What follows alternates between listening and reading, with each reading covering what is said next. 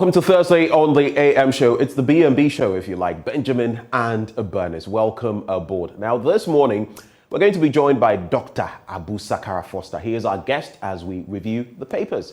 But beyond that, we get into our big stories, and story number one has to do with authorities at La Bianca Company Limited, who say the report by the Office of the Special Prosecutor is at variance with what they know.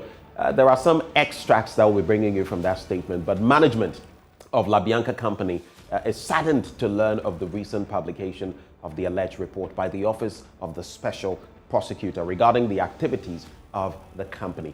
They deny the company and its CEO, Mrs. Asomahene, procured customs advance ruling through, quote, influence peddling or trading of influence. We'll be discussing this new development. Again, we know the Special Prosecutor's Office has ordered the Commissioner of Customs Division to discontinue all auction sales immediately. The investigation is based on corruption and corruption-related auction sales of vehicles and goods, among other activities at the division. We'll be bringing you details of all of these this morning as we host anti-corruption campaigner Vitus Azim.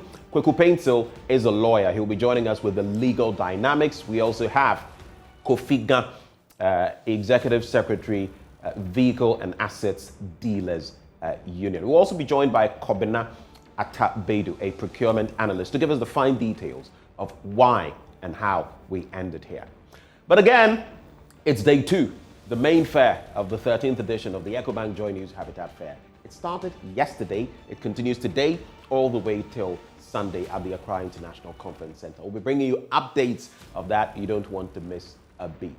Then later on the show, we've got a conversation with Advocates for Christ Ghana. Now, the group presents its third annual National Christian Forum, NCF 2022, which will be a 3-day national brainstorming conference. All of these coming up on the show. Of course, we give you the opportunity to share your thoughts with us via social media. The hashtag is AMShow. Do share. But up next, the news with Pakwesi Shandov. Stay.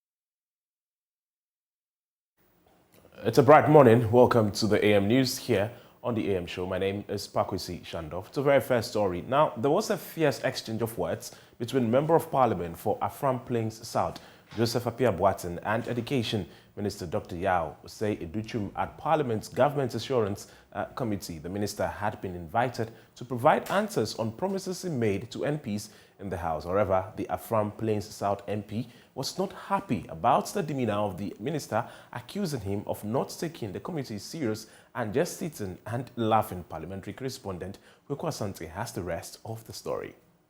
Education Minister Dr. Yao Osei-Edochum had been telling the committee that more than 6.4 million textbooks had been produced and distributed to the regions. A number of textbooks distributed to the various regions. 6.4 million textbooks have been produced and distributed, and the distribution is ongoing.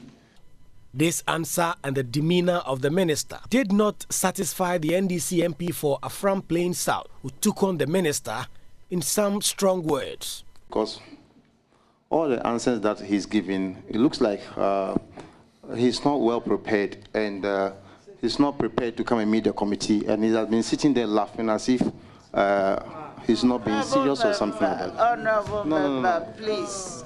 No, I'm talking about his comment. That is not acceptable. Yes. I come before you as colleagues. You want me to sit here and frown? And we are on live TV.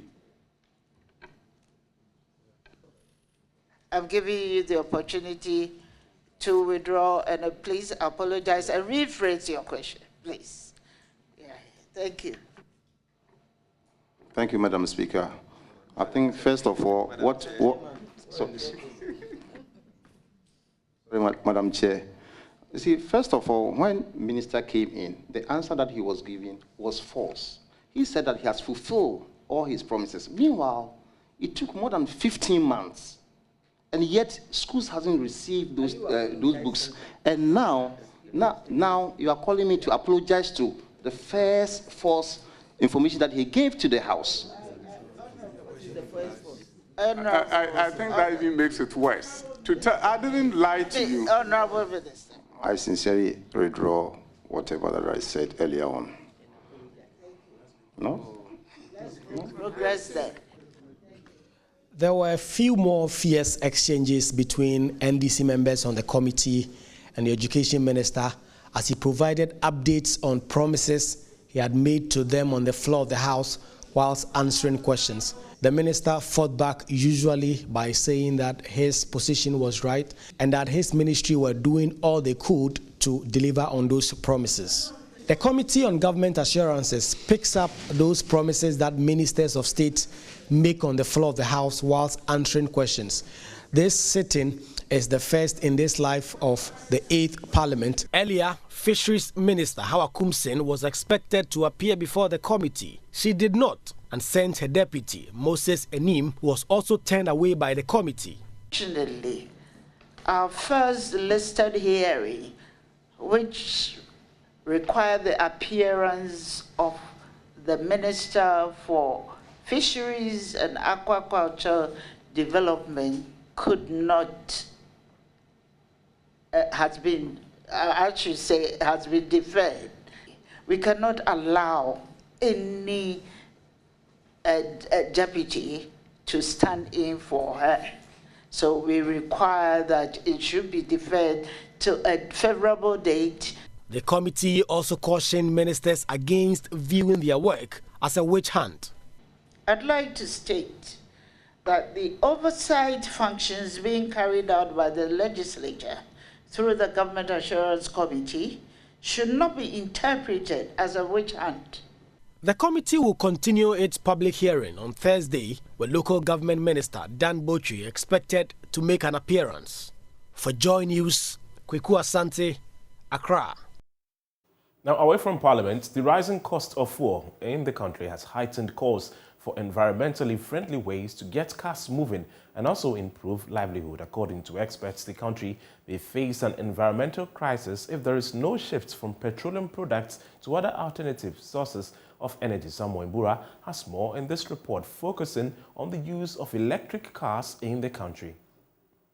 The transport system in Ghana relies mainly on petroleum products, so a hitch in price on the international market affects consumers. Currently, the price of petrol at most fuel stations is 11 cedis 15 pesos per litre, and diesel is selling at 13 cedis 46 pesos per litre. Samuel Ewuzi has been a commercial driver for the past 8 years. His vehicle uses petrol and has an engine capacity of 1.5 litres. I used to buy 300 Ghana cedis to fill my car, but now it's not like that again. Unless I buy like 500 before I can. Unlike Samuel, Medino Clement is a private car owner who wishes he has an alternative source of fuel for his car. If it will help you or as a Ghanaian, I think so. We should move maybe solar to far better. As Ghanaian, if our leader will abide on it, that's my wish. Potential car owners are now opting for ones with less than 2.0 engine capacities. Kwame Amponsa Edila thinks the over-reliance on petroleum products and the increasing cost of fuel is slowly killing the car dealership business. The business is slowly going down. This is because of the fuel price. I think authorities can look at other options to solve the situation, because we are really suffering. Those whose cars are above 2.5 liters are now opting for smaller cars because they cannot buy fuel. We need to do something about it as a country. Vice President Dr. Mahmoud Bawumia has hinted at the government's plan to pilot gas and electronic cars.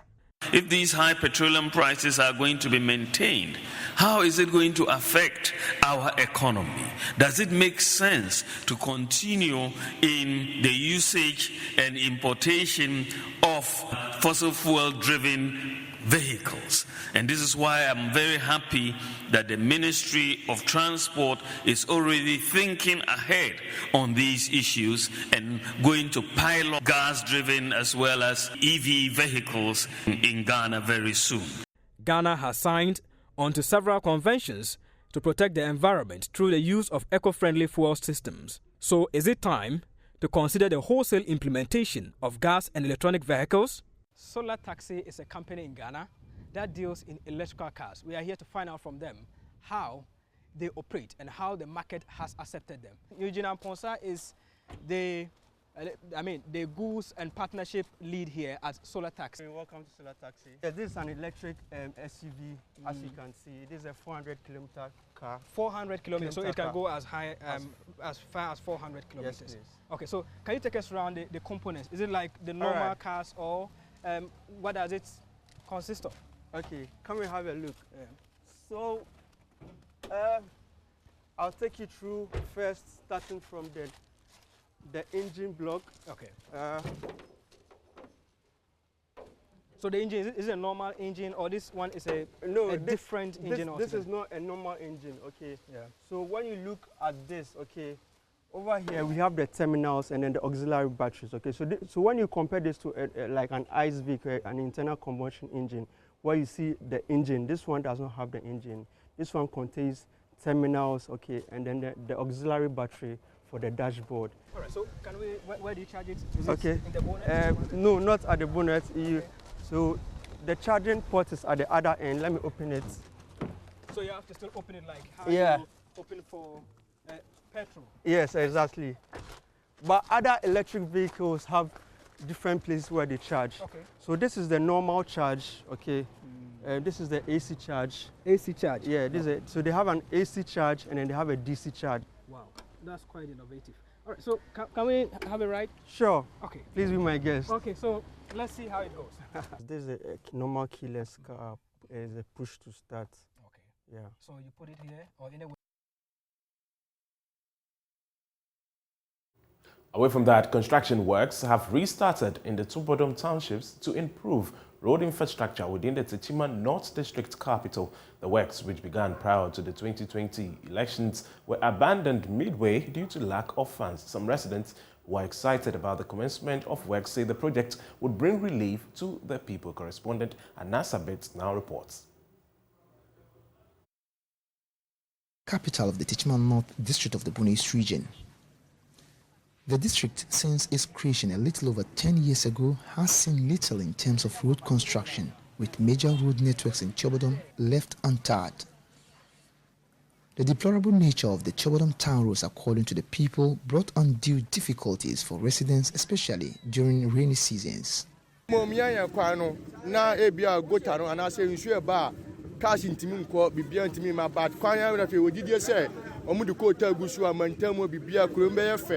Kwan ewo kroma e ma kromu ye fe because e bia na obi yare ana fa obi oba bi nyim na e bia wa kan so okwa awo so a na e wo se car etim ko for the kwan ni kromu ti no wontimi nko na so kra ma na nsan kra no ebi kra re afiri musa yan ya kwaro no na nsuo ha timafo o ha car fo adroba fo nsuo to kra wontimi mpie na mo ye kwaro no mo start se mo ye kwaro no de bibia ekoye kama pa nsuo to aka nko kamba nti abanya be kwan de e da abanya se pa abo amakuri muso ayefe. The president, Nana Addo Dankwa Akufo-Addo, prior to the 2020 elections, was in the community to cut sod for the construction of the Chobodom town roads. The project, which was originally scheduled to be completed in September 2021, has seen huge delays due to lack of funds. Everson Addo Dankwa is the district chief executive for the area. When the president came and cut the sod, the contractor started NS3, but due to one or two things, he left site.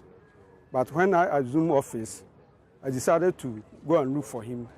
On about 2 or 3 meetings with him, he pledged that he would come. So I took him to my regional minister, and upon agreement, within 2 weeks, the contractor came to site. And since then, he has been working seriously.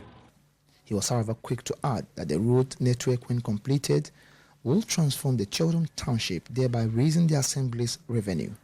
Economically, when it was not tight or when it is not being attended to, the assembly has been using the little IGF to resurface it and do some maintenance work on it regularly.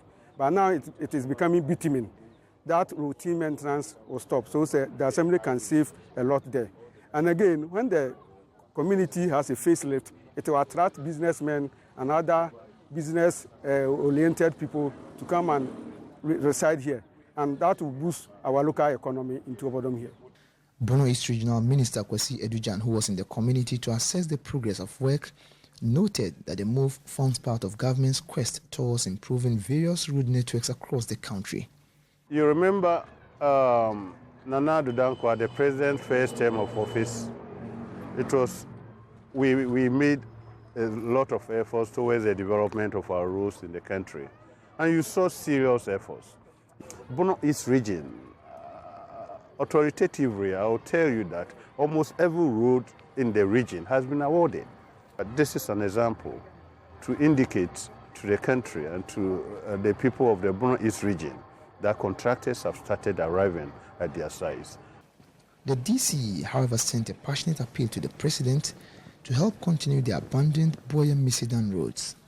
There is one road which is very important, which is albatross on our neck. And everybody knows about it. That's Boyem-Misidan road. So we are appealing that as this one is being worked on, the president should turn his eyes to that road too. Anas Sabit, JoyNews, Chobodom. The Asokorimampon Magistrates Court has issued a warrant for the arrest of 61 persons suspected to be involved in last week's violence on the campus of the Kwame Nkrumah University of Science and Technology. This comes after 2 people arrested in connection with the incident were denied bail by the court. The suspects are currently in police custody. Nanaya Ojima has more in the following report. Last Thursday's rioting on KNUST campus is believed to have instigated after students of Unity Hall attempted to restrain colleagues from the University Hall from using their frontage in a procession. Speaking on Love in the Morning, Pro-Vice Chancellor of the University, Professor Ellis Owusu-Dabo, said perpetrators will be surcharged in the repair of damaged vehicles, while complicit alumni will have their certificates revoked. The Vice Chancellor has already met all those whose vehicles were involved in the council chamber. She has shared her desire to get the money. The 2 suspects put before court include a past student of KNUST, Daniel Oseibonsu, 25 years, who is a mechanical engineer, and Francis Tutu Etuahene, a second-year student. They were charged with conspiracy to commit crime, routing with offensive weapons, causing unlawful damage, and causing unlawful harm. Counsels for the 2, William Asamoah Sapon and Yao Abebio, pleaded for their clients to be granted bail, but they were denied. I'm highly disappointed. Highly disappointed. When you look at the facts, it doesn't support the charge. You see, it does not support the charge. So that is why we drew the judge's attention to it. I still say that it's a public interest. So you should exercise restraint for the police to go ahead and do their further investigation. We think that the judge was not fair to them. But we will take it and we will advise ourselves and see the next line of action. This is an alleged offense, and then until he's proven guilty, he's deemed to be innocent. And then if by the time his innocence is proven, they are done with the exam, that would have been an irreparable damage caused to the education of the accused person. As I said, he's not a flight risk, he's in school. He remained in school even after the incident. He was just invited to by the police yesterday, and that was when he submitted himself, and then subsequently he was arrested. So it's quite surprising that for his case, he was refused bail. The court's decision to refuse the bail was premised on rivalry among the students' body, damage caused and injuries. Their safety could therefore not be guaranteed. The court believes the police also acted in the confines of the law by presenting the suspects within 48 hours after the arrest. ACP Kofi Blagoji is head of legal and prosecution at the Ashanti Regional Police Command. Within 48 hours, if you arrest accused persons, you have to produce them before the law court. And this is exactly what the police did. The lawyers for the accused persons came and applied for the bail. And then we also argue in our submissions that we needed accused persons to assist in investigations. And then the court heard us, and then they remanded accused persons. 11 other suspects who are at large have been identified by their nicknames. Together with 50 others, the police secured a warrant for their arrest. We paid the court for a bench warrant, and then the court issued a bench warrant for the arrest of the other accused persons. So the police will look for them to get them arrested and then produce them before the courts. The two were remanded to police custody to reappear on September 8th. For JoyNews, Nana Ojima, Kumasi. Now, more than 800 SMEs and traders in Kumasi have received training in precision quality by the Design and Technology Institute. The drama-calm educational piece titled Joe Sharp mirrors the lives, work, successes and failures of master craftspersons, their relationship with customers and how they can enhance it through the application of precision principles. The current drama-based series training is under the theme Transforming Youth TVET Livelihood for Sustainable Jobs project in partnership with the MasterCard Foundation's Young Africa Work Strategy, which seeks to create 40,000 direct and indirect work opportunities for the youth, especially women, through TVET in Ghana.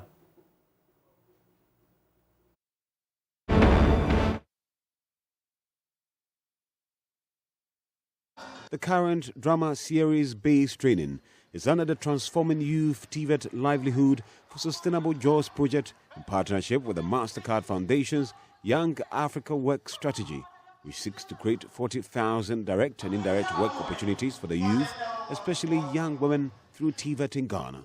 The program is a unique way of training informal sector operators who have immense skills and potential but require refinement to churn out quality products and services. Through the drama series, DTI expects to improve the work skills and practices of 5,000 master craft persons and 1,000 SMEs.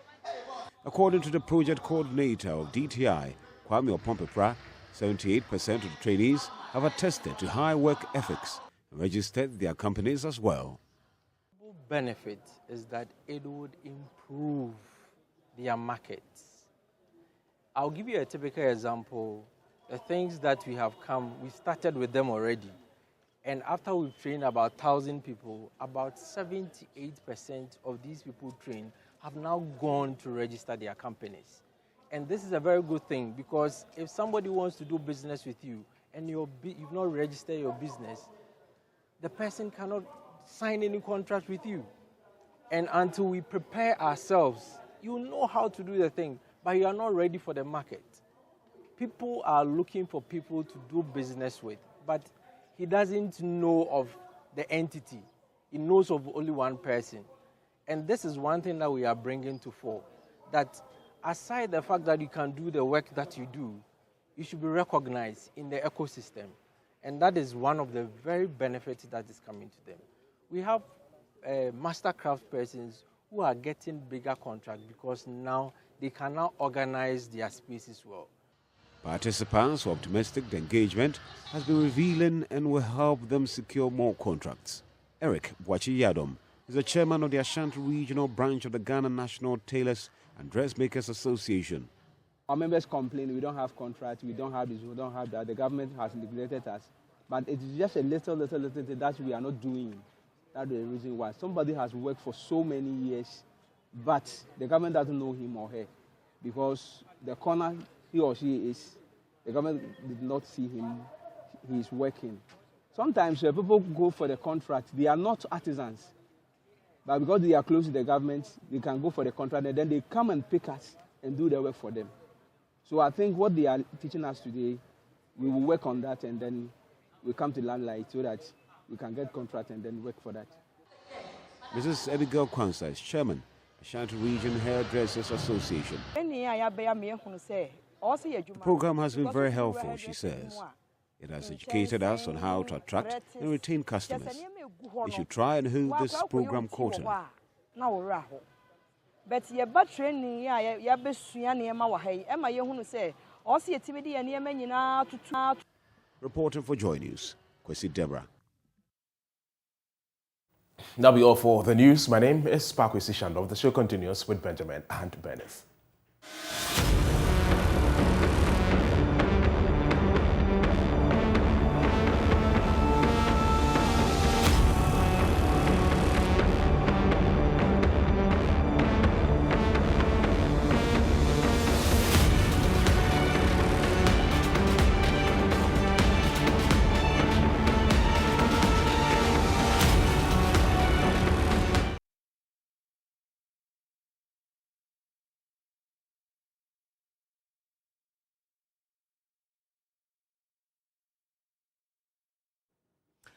Thank you for staying with us. Time now for the news review on the AM show. And we're joined by convener National Interest Movement, Dr.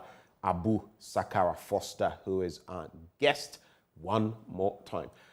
Dr. Foster, a very good morning to you. Thank you for making the time to be with us this Thursday morning. Good morning. And how are you this morning? I'm okay. I'm okay. God day we day. Let me throw that back at you. How are you faring? Well, I'm well. Thank you very much, by God's grace. Yes. Great. So let's get into the papers. But maybe before we do, I'd like to run by you some topical matters that we've been discussing. Yesterday, I had KKD, Kwesiche Dakwa, here in the studio with me. And he was talking about the Council of State, for example, how it has outlived its relevance, how it should be scrapped. And in fact, that's on the back of the Agbogbomefia.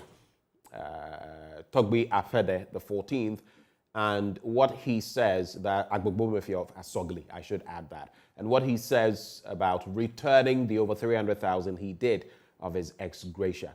What do you make of that? Sound call? Well, I think you will remember the last time we had an interview that on one of the issues regarding the checks and balances on the arms of state, that was one of the suggestions that we made. But we have one of two options. Either you restructure it as a second chamber and have its membership constituted in such a way that they're not beholden to the president and therefore can be a better checks and a balance on him, or you eliminate it altogether. But I think that improving on it and having a second chamber is a good way to go, particularly as we're also thinking of ways of introducing the influence of traditional rulers into it as another way of strengthening accountability.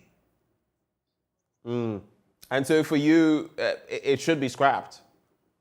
Well, if you cannot enhance it and restructure it as a second chamber, certainly don't have it in its current form. So unless it's a second chamber, but what kind of role will that second chamber play? Well, because we don't have a bicameral system. So you're opting for a bicameral system. Yes, and this is basically one of the suggestions we were making along the constitutional review and then the amendments that should be made. And we suggested that we should look at making it a second chamber and have it with the leadership of it being elected along stakeholder institutions, so that you cannot have a one-sided affair in it all the time, and there will be cross-country representation in that chamber. It's not just a matter of the president selecting people. Most of the people will be elected in it. So if you have it that way, then it can act as a second check system. But if it is a question of most of the people being predominantly appointed by the president, even in the current form where you talk about regional elections, it's really amongst people that are from the president's political party or beholden onto him.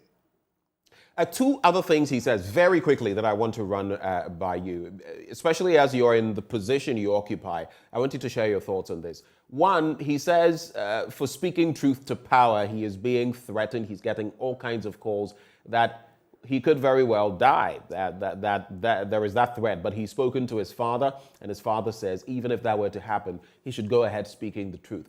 The other bit has to do with former President John Dramani Mahama. He says, on the back of all the happenings today, it was unfair for Ghanaians to do to the former president what we did in terms of hounding him out, saying he was incompetent and all of that. How do these two thoughts resonate with you? The first one anchoring on whether there is that culture of silence, and the second one about whether indeed, on the back of the MPP's performance, they have made the former president a saint, so to speak. Well, I think the first thing is that, we all live in this country, and we are all aware of the fact that there needs to be respect for the rule of law. The struggles of the Fourth Republic have been predominantly about having the rule of law prevail and having freedom of speech. And I would defend that to the last minute. And certainly I have not, been seen to be partial one way or the other, because many times I do make critical comments, both of John Dramani Mahama's government and also of Nana Addo's government, but I've also been known to be somebody who supports some of the issues that they raise. So I think that it's a matter of style and making sure that, people understand you have no other agenda than the agenda of the national interest, and making sure that, you always make your points in such a way that they're constructive criticism that can be taken, even though sometimes people don't like it. It's normal in this society to not be popular because you have made criticism. That's not new. Okay.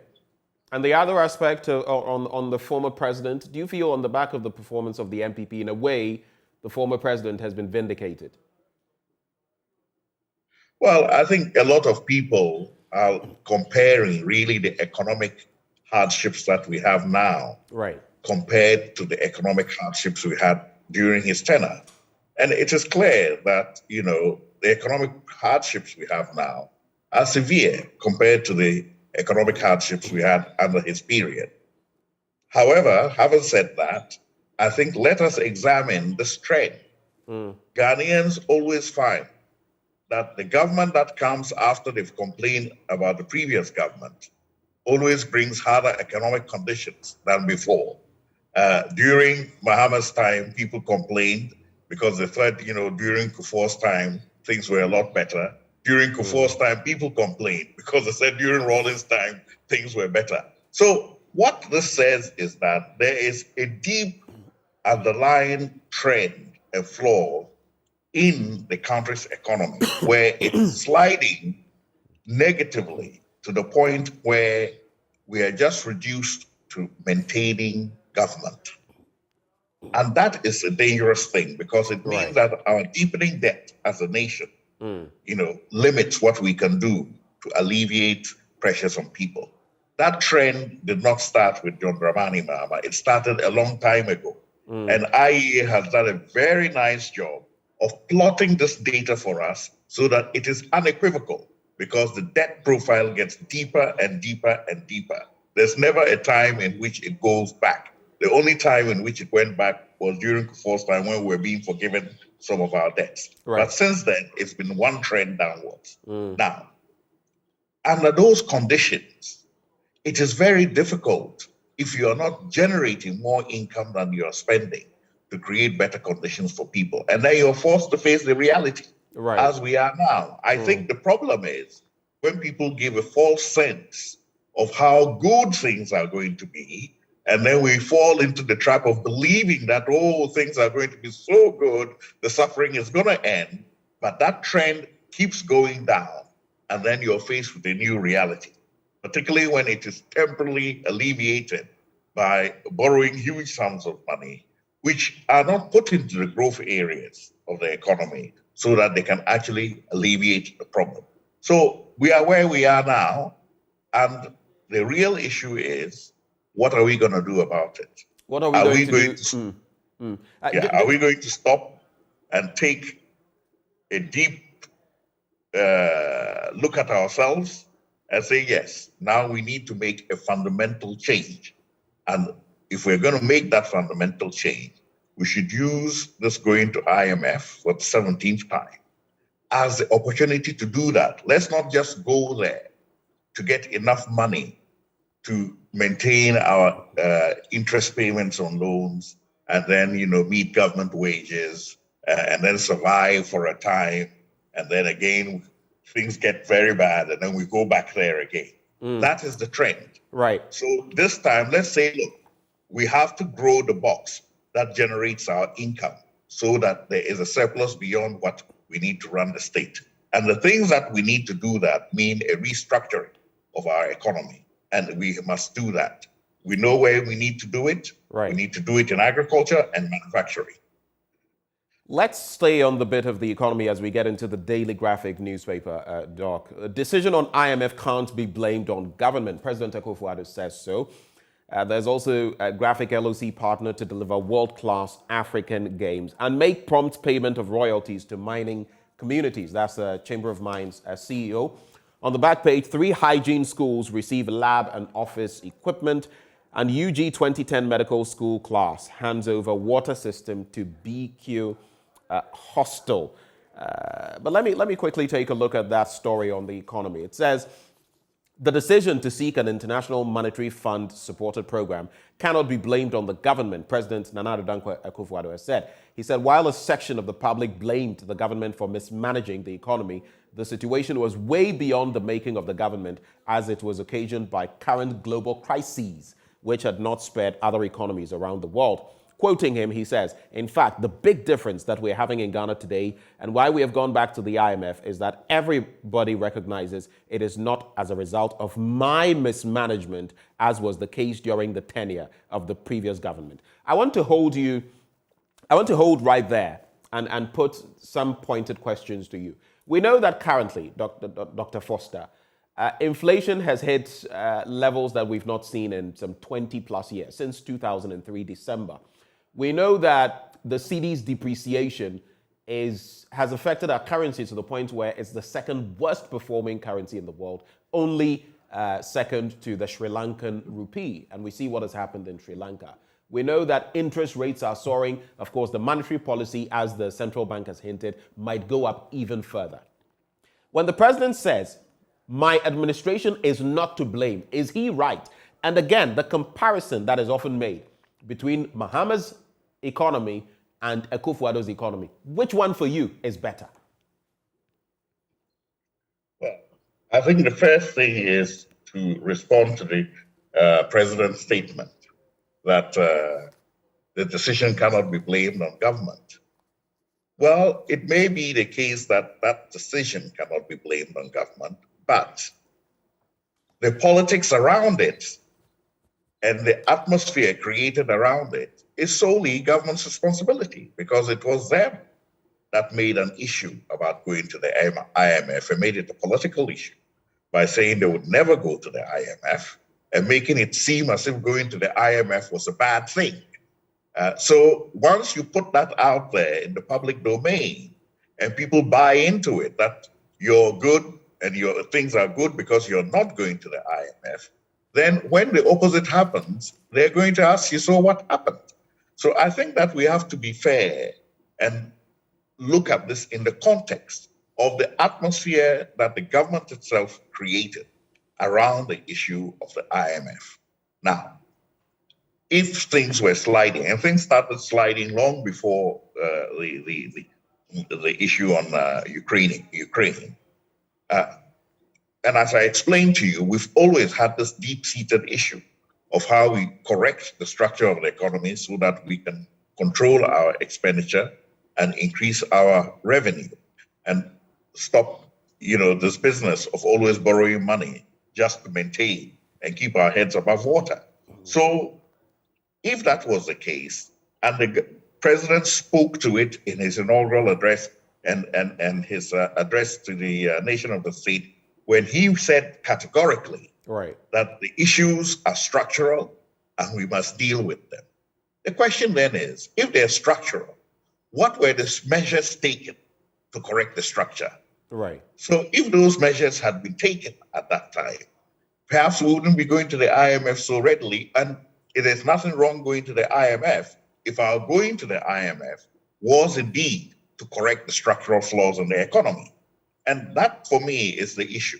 We should have been outright bold enough to say, look, this trend has continued for a period before up to my administration. We thought we could slow it down with, interventions here and there, but we need to make a bigger intervention than that. It's a structural problem, and because of that, we're proposing A, B, C, D, so that we're going to correct the situation where our revenue is less than our expenditure. And these are the measures we're going to take in our revenue box. These are the measures we're going to take in our expenditure box. For example, if public sector wages, the public sector wage bill has increased because the numbers of people on the public sector wage have gone from 600,000 during Mahama's time to over 800,000 now. That's 300,000 more people. So as you are going to IMF, by how much are you going to cut this? If the number of people employed in Jubilee House have increased up to 1,000 people, by how much are you going to cut this? And this question is not just for the government, it's also for any government that may come in after the government, because that condition will be the same. And therefore, you have to propose. It's not enough just to say, well, there's over expenditure, profligate expenditure, the government has done this, that, yes. But if you want to come into power, by how much are you going to cut this? This is the solution Ghanaians need to know, so that we don't just change administrations and remain with the same problem. Right. And therefore, we would address the issue of which you mentioned earlier. Well, has this administration made Mahama look like an angel? The issue is the problems that were there in Mahama's administration, the fundamental problems of our expenditure exceeding our revenue. They were not cured during his time, and they were not cured this time. But maybe they may have been worsened because of the excessive borrowing, but the problem is still there. So if we are going to have a change, the real issue is, will that problem will be addressed? And if it is not going to be addressed, then there's no point in going there. If it is going to be addressed, then we should know specifically how it is going to be addressed in these two boxes. Right. Expenditure, revenue. Interesting take there. Let's do one international story and take it from there with the Ghanaian Times newspaper. But I stay with the Daily Graphic. So, U.S. to return $23 million Abacha loot. And this has been trending recently. The U.S. has agreed to return another installment of $23 million to Nigeria, which is part of money allegedly looted and stashed abroad by former Nigerian military ruler Sani Abacha. Justice Minister Abubakar Malami signed on behalf of Nigeria, while the U.S. ambassador in Nigeria, Mary Leonard, signed on behalf of the U.S. So interesting details. The money, according to Mr. Malami, will be hitting the accounts of Nigeria soon. And the U.S. in 2020 returned more than $300 million to Nigeria. I followed the discussion on Facebook, and some were asking about our Ghanaian politicians and that the U.S. should check them out as well if they have any stashed loot out there. And some were also insinuating, some Nigerians were saying that, no, you know what, hold on to the money because it will be re-looted when it's brought back into the system. Though the Nigerian government has said it would use it for infrastructural purposes. But these returns from time to time that we have heard, a pittance really compared to what lies in the accounts of countries like Switzerland, the Swiss banks, the American banks, among others. What's your take on it? Well, as you said, it's the tip of the iceberg compared to what should actually come back. So if it is being used as some kind of assagement, then it's not acceptable, even though it is a good thing. What about the rest? But a step in the right direction. Right. What we should be now looking at is where's the rest and how can we get it? But beyond that, we should say, well, if this money comes, it should be put in a special fund. Let's call it the looted fund, okay? And then we use that for designated long-term strategic interventions that are outside of our normal recurrent budget. And that way, we don't need to go and borrow money to be able to do those projects. For example, in our case, we could use it for our railway system. We could use it for our waterway system. And we do those things that are not politically driven. I would not put it into roads immediately because the way of constructing roads is very much driven by our politics, where, you know, if you're a powerful politician, you can get a road to your place, but other people somewhere else may not get that road, even though that road may be leading to centers of production, which may be more productive than where the other road is going. So that is not where I would put the money immediately, apart from the main trunk roads. That's to say, Tamale all the way to Volga, or, you know, along the coast, you know, those strategic roads which serve everybody. And then do the railway system and do the waterway system. Those are the things that we could use that fund for. And in that case, then, the money doesn't even need to come here. From where it is in America, hold it on account there and know that your looted fund is this much. So whenever you need a project, let's have a look at the project. Let's have a look at the contract. Make sure that everything is, you know, up to par. You're not using contractors who have overbloated the project. You're using competent contractors, and that the time frame is right. Then they give you that. If you do a good job, when you come back, they give you some more. If you don't do a good job, you don't get any more of it. Right. Let's get into the Ghanaian Times newspaper. GRA tax clearance certificate goes electronic effective October. There's also 6,498 kilometers of roads awarded on contracts in Ashanti region. That's according to Simon Osei-Mensah, the regional minister. Heavy rains cut off communities in West District, and police gunned down 3 suspected robbers. I'll do the story on the heavy rains, the GRA tax, and I'll try to link that to something else. But on page 16, let's start from there. The Ghana Revenue Authority will, from October this year, issue tax clearance certificates electronically to taxpayers. Vice President Alhaji Dr. Baumia has announced. A tax clearance certificate is documentary evidence issued to confirm that the taxpayer is up to date with any tax payments and has met all applicable tax obligations at the date of issue. That's the first story. There's also the bit about heavy rains cutting off communities in the West District. That story on page 13 of the newspaper. And it says a 12-hour downpour Monday evening and Tuesday morning has cut off some communities in the West District of the Upper West region from the district's capital, Wishiao, and the regional capital, Wa. The rain washed away some feeder roads and submerged small bridges constructed over culverts to link major communities after creating floods in the middle of the road. The president, of course, was recently, right before he went into the Savannah region, he was in the Upper West region and, on his national tour. And it's interesting that these have happened in the last few days. For me, looking at the situation up north, it's even more pathetic when it comes to flooding. But what are your quick reflections on these two matters? The tax clearance certificate going electronic and flooding in Wishiao and Wa. I think the tax clearance certificate going electronic is a good thing, provided, of course, that it works flawlessly.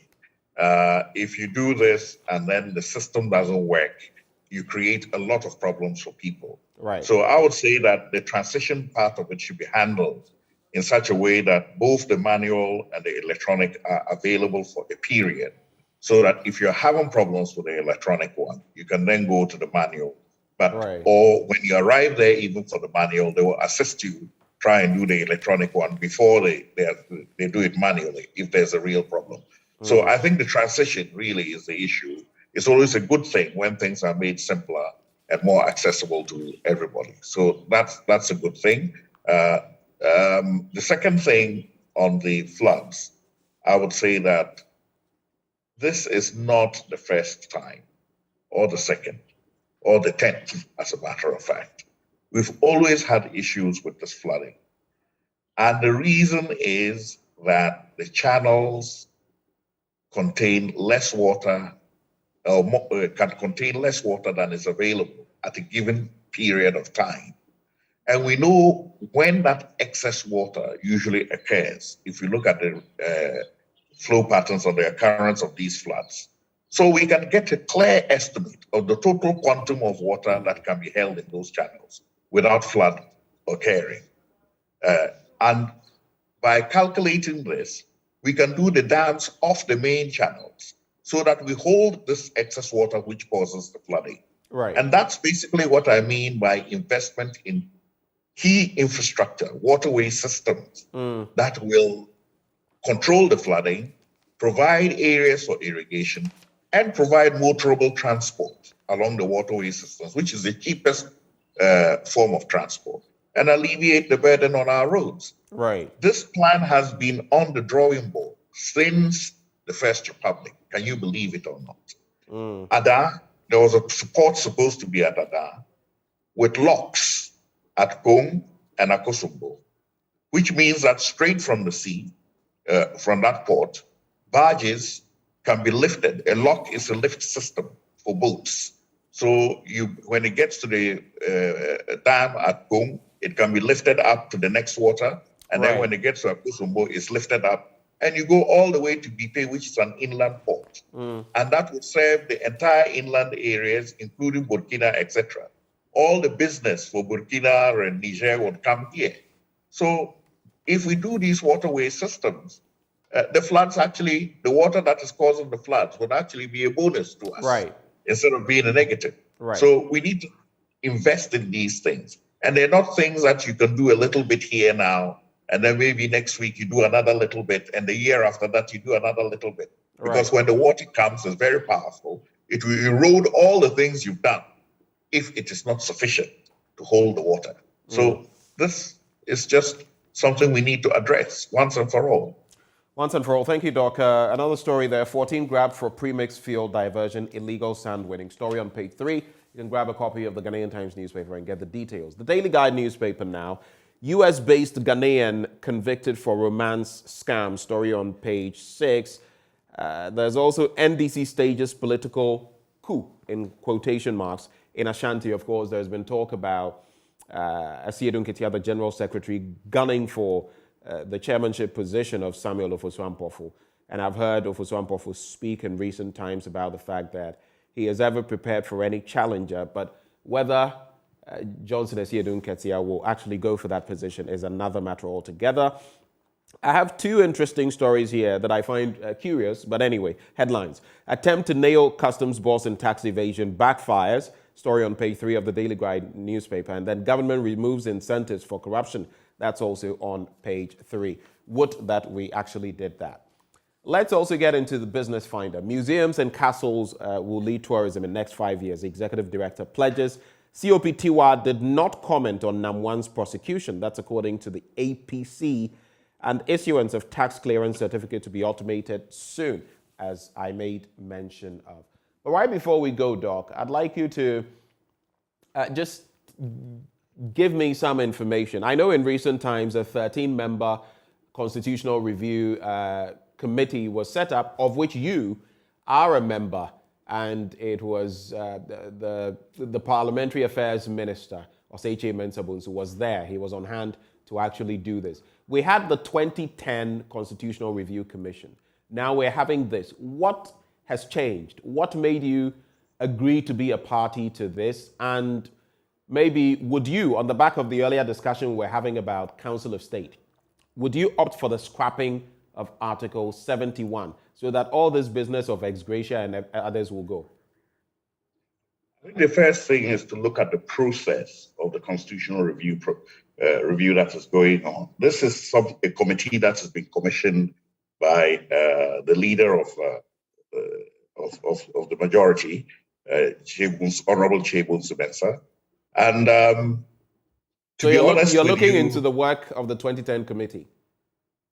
Well, no. Of course, it's a comprehensive review, which will look not only at the work commissioned by President Atta Mills, the constitutional review document that was commissioned, but also subsequently all the inputs that have been made by various CSOs over that 10-year gap. Right. Because things have changed and other experiences have come. So that is the breadth of the scope of the review. However, the process for it is what we are talking about. To be honest with you, I'm not a member of any committee because I've not been asked to be a member of any committee. We simply were invited to a meeting that would look at this, and we're asked to give our inputs. So we did. This is the first time I've heard about a committee being put up. Again, we're a bit surprised because we thought that it would be something that would be inaugurated by the Speaker of Parliament rather than the executive, which is basically what the Minister of Justice is part of the executive. Right. So we thought that it would be led by Parliament rather than being led by the executive. So in that way, we're getting a little bit confused because if it was a parliamentary committee, then the outputs of it would automatically feed into the parliamentary process. Right. If it is from the Minister of Justice's office, yes, they can make their recommendations, but the president still has the opportunity to say, well, don't submit this on my behalf. I don't like it. Right. So that's why we approached the Speaker of Parliament with a petition for a review so that it will be an integral part of the parliamentary process. And thereafter, whatever the output was, the actions that would follow would automatically, be in Parliament where it belongs. Okay. Now, having said that, half a loaf is better than nothing. So we want to see how this process goes and see how to broaden the scope of the committee or the membership of the committee to make sure that there are balanced voices. I, for one, would like to see people like Professor Atugba and Professor Bafu Ajimandua in it. We don't want to see only voices of compliance. We'd like to see voices that are critical as well, because the way you do the review is also very important on the outcome. Yeah. Thank you, Dr. Sakara, for joining us this morning for the news review. Always refreshing. We wish you a good day, sir. Much. And that is Dr. Abu Sakara, convener National Interest Movement. He has been our guest. Right before we go, I met this lovely 9-year-old today, right in our premises. She's 9 years today, and her name is Angel Nana Ajwa Bima. Angel, a happy birthday to you. God bless you on your journey. On that note, we settle for sports up next on the AM show. Stay.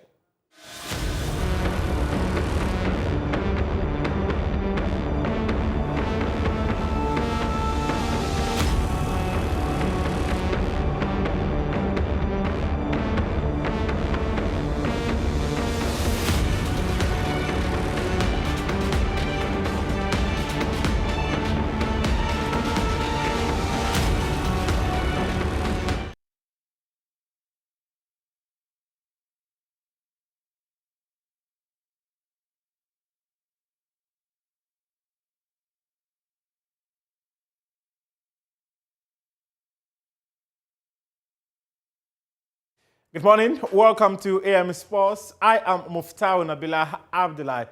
The president of the Ghana Football Association, Kurt Okreko, has encouraged corporate institutions to invest in football. According to him, football is a sector that benefits the wider community and investors should not run away. Football encourage everybody and anybody who has the passion to invest in football not to run away. Because the football platform is a good platform for social change. The football ecosystem has the power to effect positive change. And if it is that you have the appetite to help a change process, you must be part of football. If you are here and you have invested $1 Ghana in a football club, you would understand what it means to invest in football. Investing in football, You would invest and invest and invest and continue to pray that the Almighty God will one day listen to your voice. You know this kind of investment that. An investment when you're careful, you will not even get a thank you. An investment when you're careful, every day the people you are trying to help, the people you are trying to offer satisfaction will rather turn around and insult you. This is football. She said, why invest in your own club? Stadium. Na team nyaman ko yama oma supporters be yeo. This is football. And it can only take people with high level of passion. People who believe in building not only their families, but who are nation builders to continue to invest in football.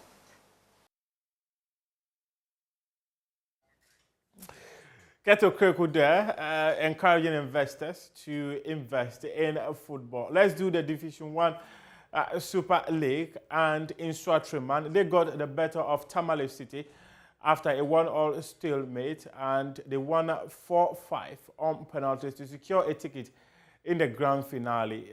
They'll come up against Liberty Professionals, and head coach of the team, Mohamed Gago, says his focus is to put together a very strong team that will compete in the Ghana Premier League and not necessarily win the cup.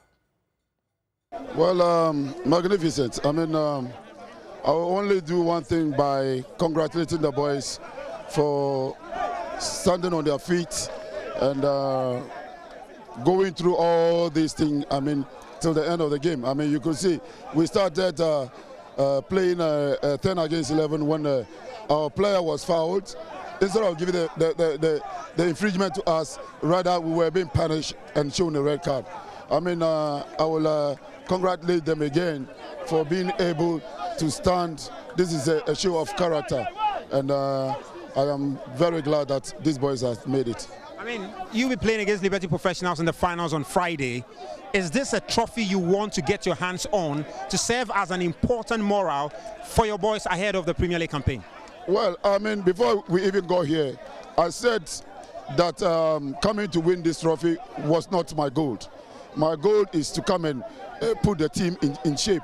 And gradually, I think it's coming to fruition. I mean, you can see how energetic our boys were in pressing all the corners and not allow them to play. I mean, this was what I came here to look for, not exactly winning the trophy.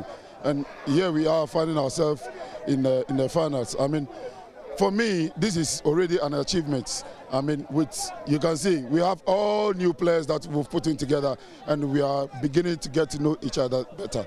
Thank you, Coach, and I wish you all the best on Friday. Thank you, too. So that's Coach Mohamed Gago there.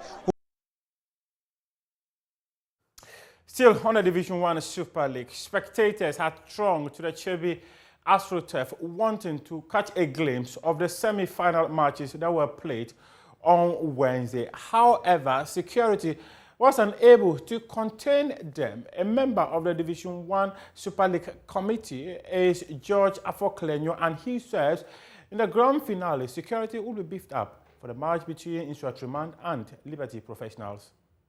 On the grand finale, the first thing we are going to beef up, my brother, is the security of the place. Today you saw the numbers that oozed here.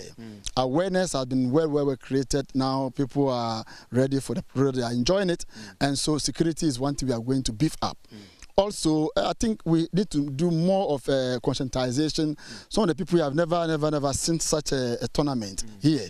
And so controlling them becomes a problem. Some would like to come to inner perimeter instead of go to the stands. You know, they want to see the players. I don't want to touch them or something. We can understand. But but one of the things that happens is that the light went off. There was a moment of doomsday that caught everybody by surprise. Why did the light go off, and what plans do you have to ensure that does not repeat on Friday? My brother, this is about the second time this is happening here, and we try to speak to the ECG, the guy who takes care, the caretaker here, who said there were some lines, problems with the lines, so we had brought people to the ECG to check on them.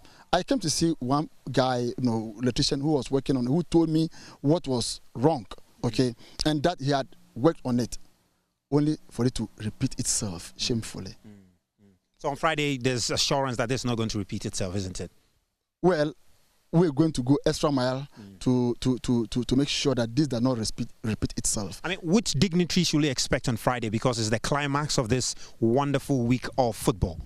Sure, the president will be here, I believe so. The vice president of the Ghana Football Association, Mr. Makado, who is also the chairman of this committee.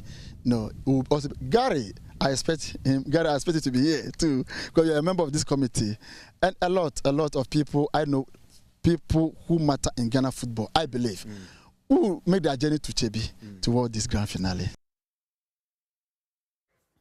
Let's do women's football, specifically on the Women's Premier League. They secured sponsorship just a couple of days ago, and chairperson of the committee, Hilary Boateng, says the sponsorship coming from Malta, Guinea is a booster for the Women's Premier League in the country. She spoke on Joy Sports today. Right from when the Maiden CAF Champions League was launched, there's been an extra competitiveness from the club, from also in terms of everything, because of course the prestige of joy of playing in the CAF Champions League in itself is really high. You get a lot of visibility, as we saw with Hazardous League. So that in itself has brought even more competition within the clubs, both northern and southern zone. And as we saw, Ampem Dakwa revenged all their losses last season against Hazardous, and this time they are the ones playing in the Wafu. Fingers crossed, once they win, they go to the second edition of the CAF Champions League. So very exciting times. I think that with the new sponsor that's gotten, that in itself also brings a lot more excitement and even an even bigger bite where everyone wants partake and win the highest amount at stake. Of a plus, do you think the sponsorship that have been secured will add to the women's game? Most definitely. Specifically, this is sponsorship for the Women's Premier League. However, it goes beyond just the Women's Premier League. If you were at the launch of the sponsorship deal itself, Guinness did mention that they were going to invest more of the money in grassroots development, which is key in an earthing talent for the Women's Premier League, which also feeds into the female national team. And so definitely this is something new. We've never, since the inception of the Women's Premier League, we've had partners. Yes. But in terms of headline sponsorship, I think this is the first we are getting. And so it is a step in the right direction. I mean, like Oliver Twist, we will always ask for more. Yes. But I think that this is fantastic for the women's game at this point in time. Let's do some boxing now. Former IBF lightweight champion Richard Comey has moved up in weight. The Ghanaian boxer, who was in the lightweight division, has moved to the welterweight as he comes up against Joseph Pedraza on August 27. He's been speaking to Ring TV, and we have quotes of the Ghanaian boxer on your screens right away. And he says, I'm really looking forward to this fight. It is an opportunity for one of us to make a big statement in the 140-pound division. It is a deep division, but so was lightweight. That doesn't worry me here. If you want to be the best, you have to challenge the best. I've been competing at lightweight all my career, over 11 years now. My team and I feel this is the right time to step up in the weight and try to become two-weight world champion. Richard Comey, he's coming up against Pedraza just this weekend. And he continued to say that I have the utmost respect for Pedraza, not only as a fighter, but as a human being. And he says that he conducts himself very well, and I've never seen or heard him being disrespectful to anyone. I look forward to sharing the ring with him. He's a very good technician and has a very high boxing IQ. And he went on to say that, so I will have to bring my A game to be victorious. I do believe we'll give the fans a treat. I can't wait. We also hear from his manager, Mamobi, who says that they have seen it all in the lightweight division. That's why they've chosen to move up in weight to the welterweight. And this is a manager of Richard Comey, Michael Mamobi. He says, I felt that he achieved everything he could at lightweight. He was a world champion and headline shows at the MGM Grand in Las Vegas and Madison Square Garden. We felt now was the right time to move up and try to become a two-weight world champion. I know how much it meant to Richard being a world champion, not just him, but for his people back home in Ghana. He wants to do that again to make them proud. Rangers will play in the UEFA Champions League for the first time in more than a decade after beating PSV Eindhoven 1-0 to reach the group stage of the competition. Malik intercepted a PSV out pass from defense and squared for Antonio to find an empty net from 6 yards.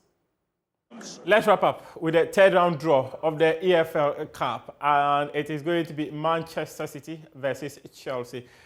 That's going to be quite an interesting one because in the third round, for them to be paired, it clearly shows that one of them will not be winning the competition this season. But this is Bristol City versus Lincoln City, Manchester City versus Chelsea, Stevenage versus Charlton Athletic, MK Dons will come up against Mamobi. They also have Manchester United versus Aston Villa, AFC Bournemouth versus Everton, Liverpool will play Derby County, Burnley will play Crawley Town. And also, Newcastle United, they will play Crystal Palace. Southampton will play Sheffield Wednesday. Arsenal will come up against Brighton and Hove Albion. And Brentford will come up against Gillingham. Leicester City versus Newport County. West Ham United versus Blackburn Rovers. Wolves versus Leeds United. Nottingham Forest versus Tottenham Hotspur.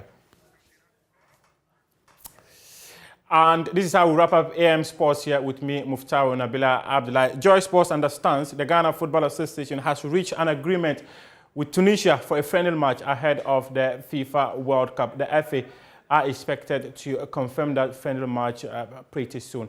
We appreciate your company.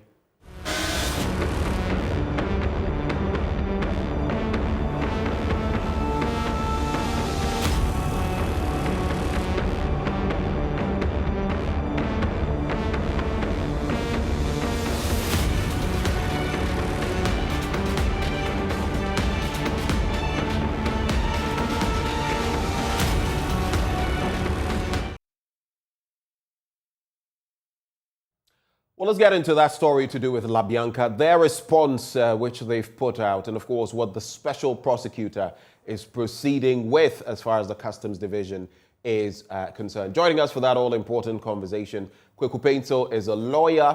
He joins the conversation. We also have Frank Kofigan, Executive Secretary, Vehicle and Assets Dealers Union, joining the conversation. We'll try to see whether we can take a look at that statement as far as La Bianca is concerned. We'll get that, some of those details for you. And the letter to do with the auctioning of vehicles as well, as per the special prosecutor. We'll be getting details of those. But to start off the conversation, let me just say a very good morning to Frank. A very good morning to you, sir. Thank you for joining the conversation. Hello, Mr. Kofiga. Mr. Frank Kofiga, if you can hear me, a very good morning to you.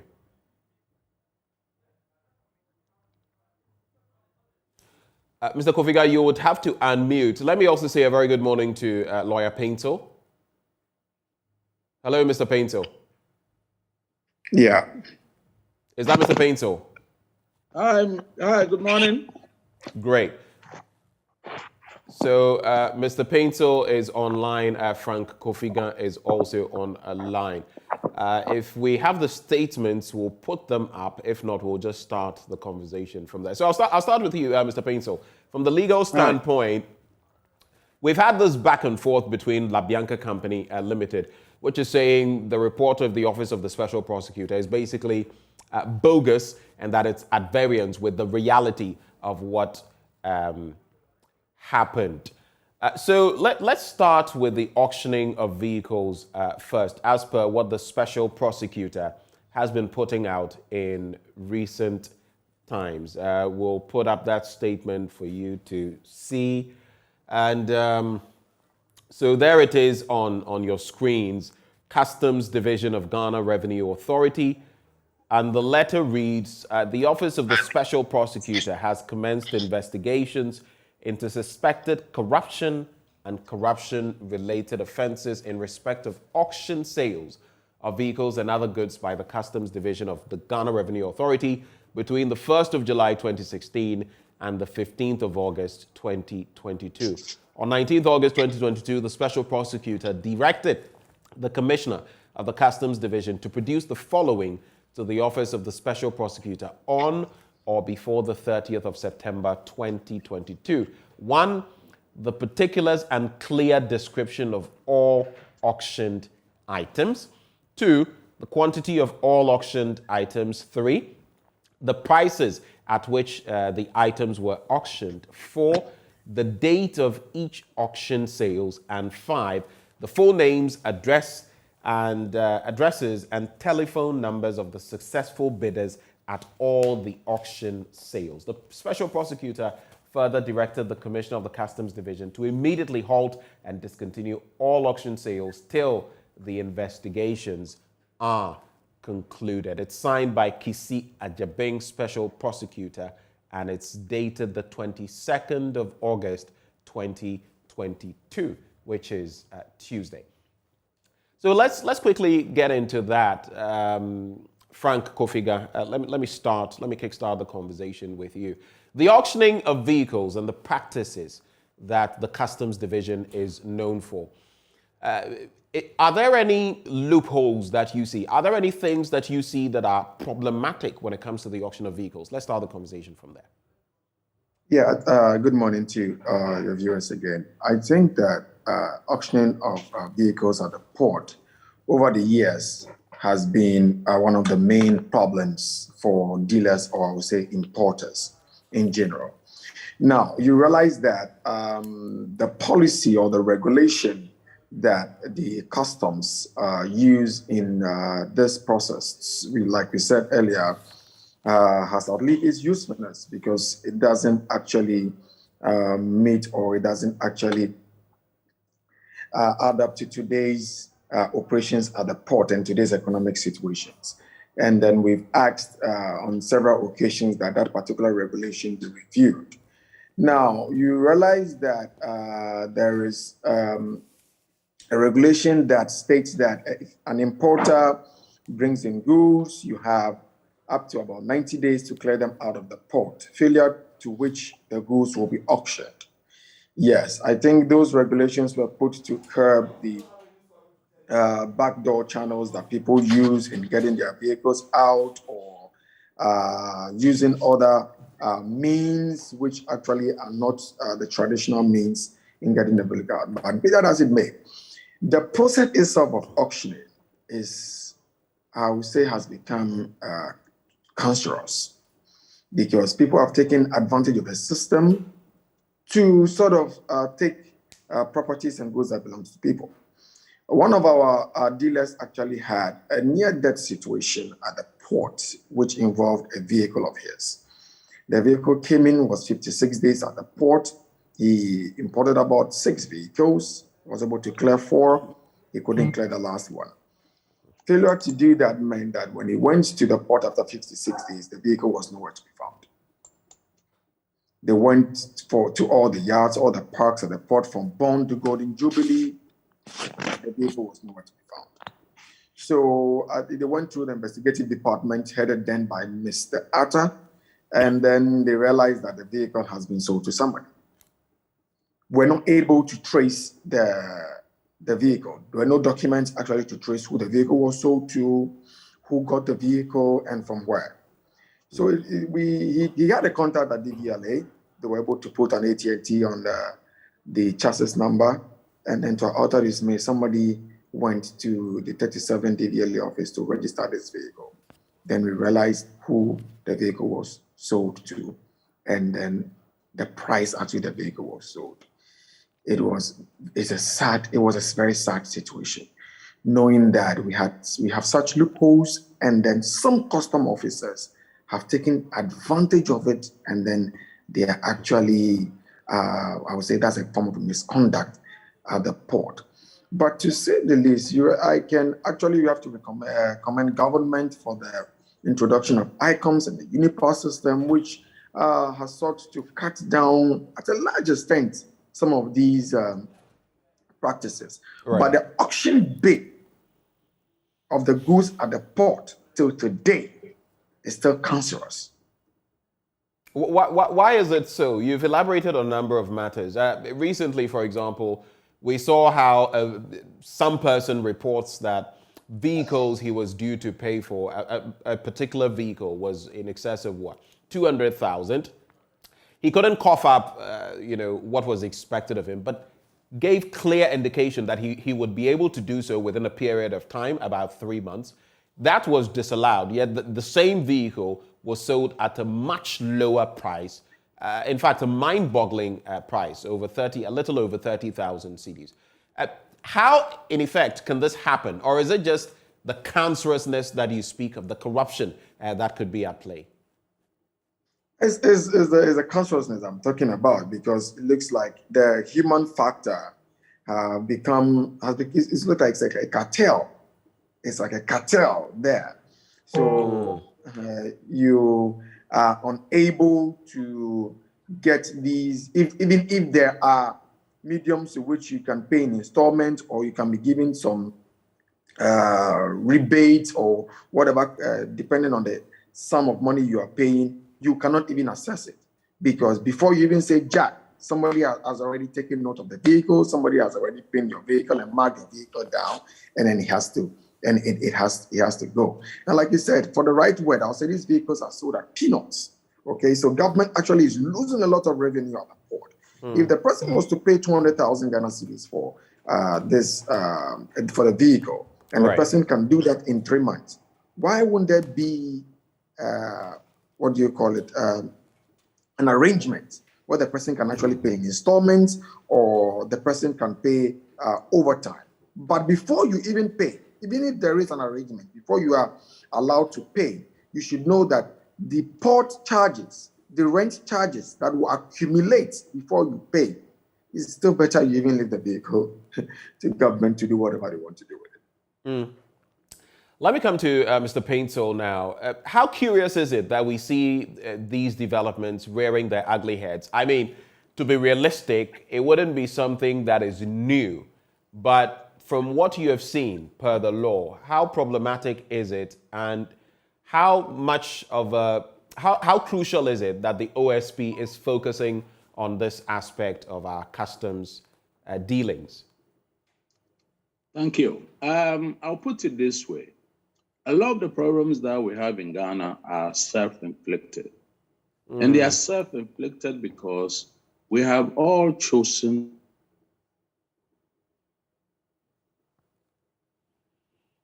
All right, so we have a bit of a hitch there with the connection to the option sales. We call it PND's Law 230, a clear law. In this country, it's called PND's Law 230, is the auction sales law. The auction sales law prescribes the whole regime for the conduct of auction sales, and particularly because this is a law that was made by government for all of us, who would expect that the government itself would bring itself under the law as a government of laws. But then the whole idea, like I said, of an auction sale is to ensure that we got the best price for any item, best value or best selling price on for that particular item on the market, that is on the open market. It requires the appointment of an auctioneer. The law prescribes exactly what an auctioneer must do, failure of which the auctioneer himself can suffer the penalty of a conviction, including, for instance, clearly describing the particular item, the good, the particular item, the quantity. There are a regime for doing all of these things. So the real issue is, to what extent are we, either as a government or as a people, willing to resort to the use of the law for the conduct of auction sales?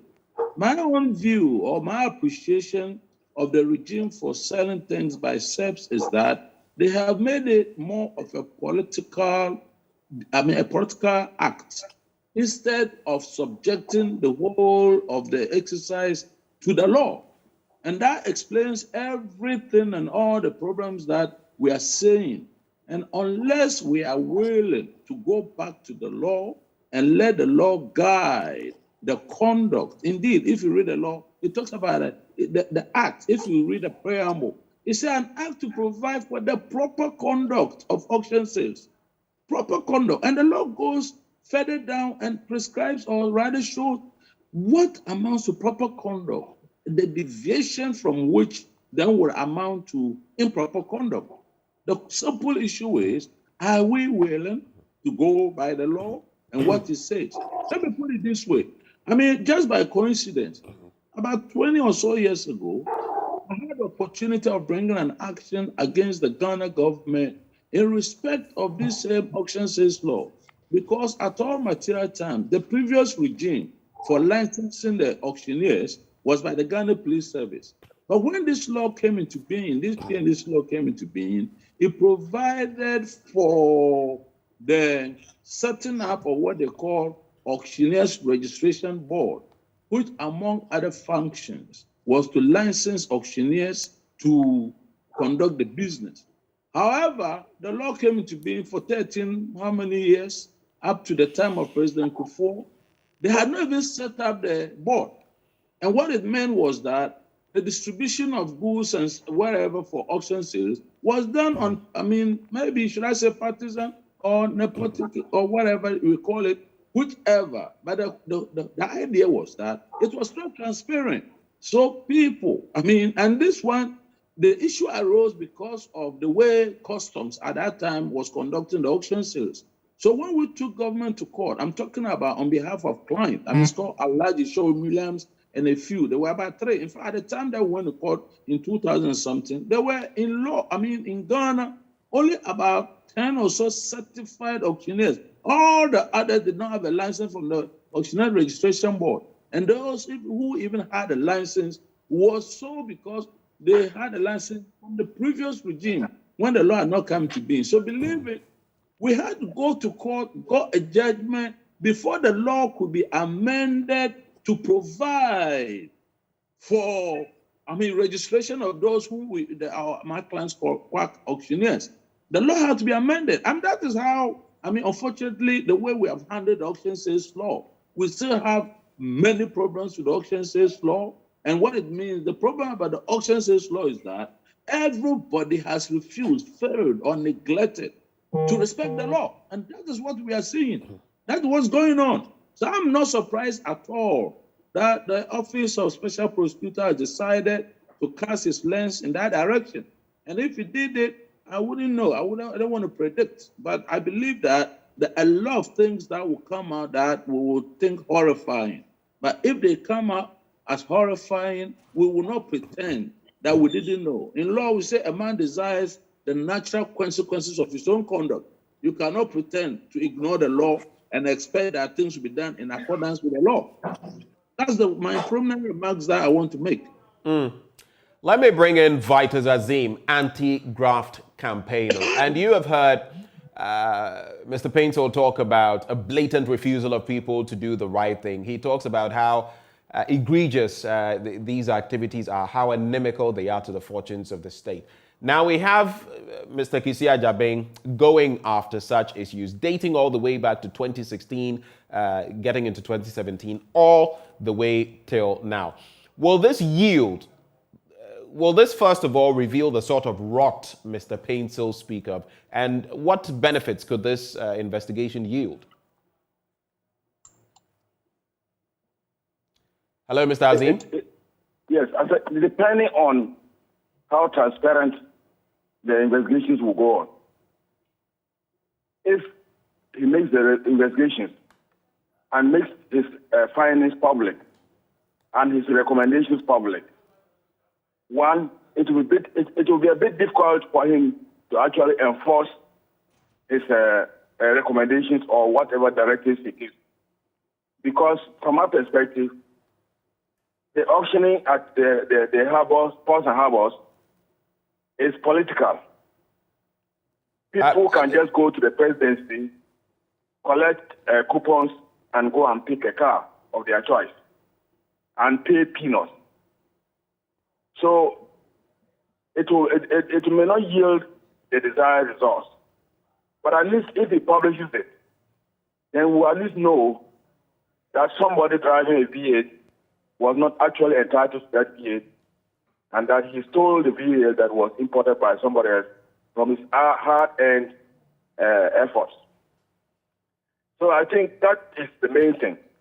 But if he actually has the commitment of the president, then he should be able to retrieve vehicles that have been wrongfully purchased or allocated, and or make them pay monies that they should have paid. For example, if you import a car and the duty is supposed to be like 40,000, but you couldn't pay a seat, there's no reason why you should sell that car for less than 40,000. At least it should be sold for 40,000. Then it will expose the systematic issues that allow these things to take place at the ports and harbors. In fact, it's not only at the ports and harbors. Institutions auction vehicles for peanuts. Sometimes a head can bring in a car, and because he or she is entitled to 2 cars, he parks the other one, jacks it on rocks, and after 5 years or 4 years, you auction it yourself. These are things that maybe after dealing with the auctioning at the ports and harbors, the special prosecutor also needs to go into who buys what cars from institutions, what is their state, and at how much. It will help in addressing our current situation where government properties are just taken up by individuals for their personal benefit. That's what I can say about this whole. Let me ask you then, so for you, this is a political problem. It's systemic. And that would also mean that it is long-term, not just restricted to this administration, right? Oh, yes. It started, at least as far as I know, during even the military regime, PNDC time, people were going to the harbors and taking cars. It's not new. It has been happening under all governments, at least from the time of the revolution. That begs the question then. If he's going, Kisia Jabeng, yes, there are records, but if he's going as far back as 2016, where you may have had different people at post, where you may have had even different people in government and all of that, how practical is his approach to go that far back? And is it going to yield any results? Wouldn't it mean that, the battle has been lost right from the start? Well, that's what I suspect. That's what I've just tried to say. I don't expect him to make much success. Because you don't expect him to make much success? Senior party people and other people have benefited from this thing. People who have nothing, they are not in public service. And some of them have taken these vehicles and turned them into for commercial vehicles. And so it is a difficult battle that he has decided to fight. And we can only pray and hope that he succeeds. But I doubt very much if it will get the desired results. It is interesting that we have this dynamic. And let me come back to Frank Kofiga, because as far back as 2011, we know that former President John Evans Atta Mills, may his soul rest in peace, went to the Tema port and took on SEPs after that Anas expose and he did not mince words. In fact, he was pretty scathing in his remarks. Do you agree with Vitus Azim that this is a long-standing problem and that really we've not done much to stem its tide, even with all the electronic devices, electronic systems we've put in place? Yeah, I think so. This is not a problem that started yesterday or started in 2017. It would be very unfair to this government if we attribute all the problems at the port to this government alone. But yes, like you said, most of these is politically, it has a political connotation to it, because when you are at the port, if you're an agent or you are an importer working there, you realize that people are walking around with cheats, proudly saying where they came from, and who gave them the cheat and the vehicle. They choose the vehicle at will. Okay, so I think the special prosecutor might not be able to achieve fully what they probably intend in the reliefs that we saw in the request, but to a larger extent, there might be it will bring out some form of cleanup. It will bring some sanity into the system. People will get to understand the processes well. And if, like my brother said, Mr. Kwachi said, there is a kind of a review in the auctioneering system to meet today's standard, digitalized system, where everybody in their room can access and check, I think it will both rake revenue for the government, and then importers will not be shortchanged in their goods. That is, if there is also a room for some form of negotiation of payments if one default or one is not able to pay on time. So the OSP, yes, if the OSP will succeed, it means that all agencies, all departments, and then services thereof will have to aid them, will have to help them, the media will have to support them, because this has been an aged-long canker that has eaten into the core of the ports and harbors. Let me bring in Kobina Atta-Bedu. He's a procurement analyst. Kobina, very good morning to you, sir.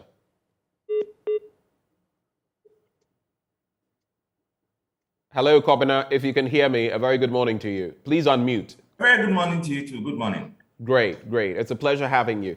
We've started the conversation off on the tangent of the customs division and auctioning of vehicles, benchmark values, and all of that, some of their rulings in respect of these. But especially when it comes to the auctioning of vehicles, we've realized that there are lots of problems that have been made mention of here in terms of how even the politicization of the process, where some people in government can have access to these vehicles and they buy them dirt cheap. And so by so doing, starve the economy of taxes or revenue that we could have got. But from the procurement angle, what are some of the flaws in the system that you see? Okay, thank you very much for having me, and it's a pleasure to share my professional opinion.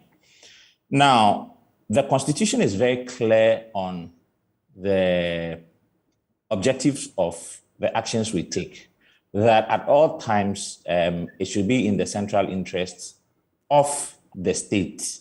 And anything to the contrary amounts to a conflict of interest, which must be investigated by the Shraj, and measures be taken to forestall that. So I think all this discussion should not be a discussion that ends on the air. A petition must go if it means Joy FM making a request to the Commissioner for Human Rights, so that it will be investigated. But I don't think it should be left to... Please give me a minute. Let me clean my camera. Yeah, it's... All right, so that is Kobina Atta-Bedu. Yes, go ahead, sir. Yes, now, Act 663, which is the legal framework for the management of procurement, public procurement in this country, also deals with disposal of assets in Part 8 and Article 83 specifically. And I will read.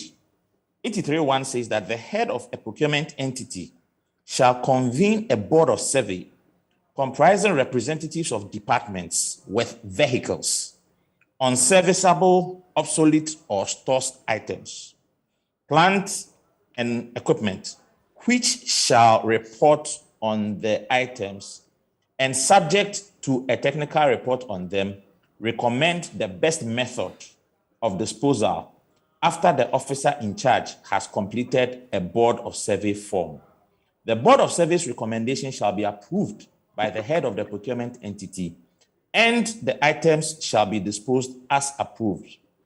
Where items become unserviceable for reasons other than fair wear and tear, such as through an accident or expiry, a set procedure established by the board for handling losses shall be followed before the items are boarded and disposed. If we are to take this as the legal framework and we are to conduct an audit, not a forensic audit, a financial audit, all we have to do is to go by Article 83(1) and ask them to give us documentary evidence of having followed these processes. Now, I am a procurement specialist of long standing, 20 years plus experience. I have handled asset disposals across board. In one of the organizations that I used to work in, I built a platform where all the vehicles that we were disposing were posted on the auction platform with their relevant information. And the tender was open to staff, and they all placed their bid. But that is against the law. No, I was working in the private sector, not in the public sector. So I don't operate with this act. But the governance system that I had established with the management of the business was a fair and open and transparent bidding process where all staff could bid, and the highest bidder is awarded the vehicle. The objective is to maximize the value you get from that asset. Because an asset has a book value. And in the case of vehicles, according to IFRS standards, International Financial Reporting Standards, it is supposed to be depreciated over a period of between 3 years and 5 years. So you can depreciate it not less than 3 years, but up to 5 years. If you depreciate it up to 5 years, it means every year, 20% of its value is lost. So by 5 years, a car is fully depreciated on the books. But it doesn't mean that it doesn't have value. It has what is called residual value.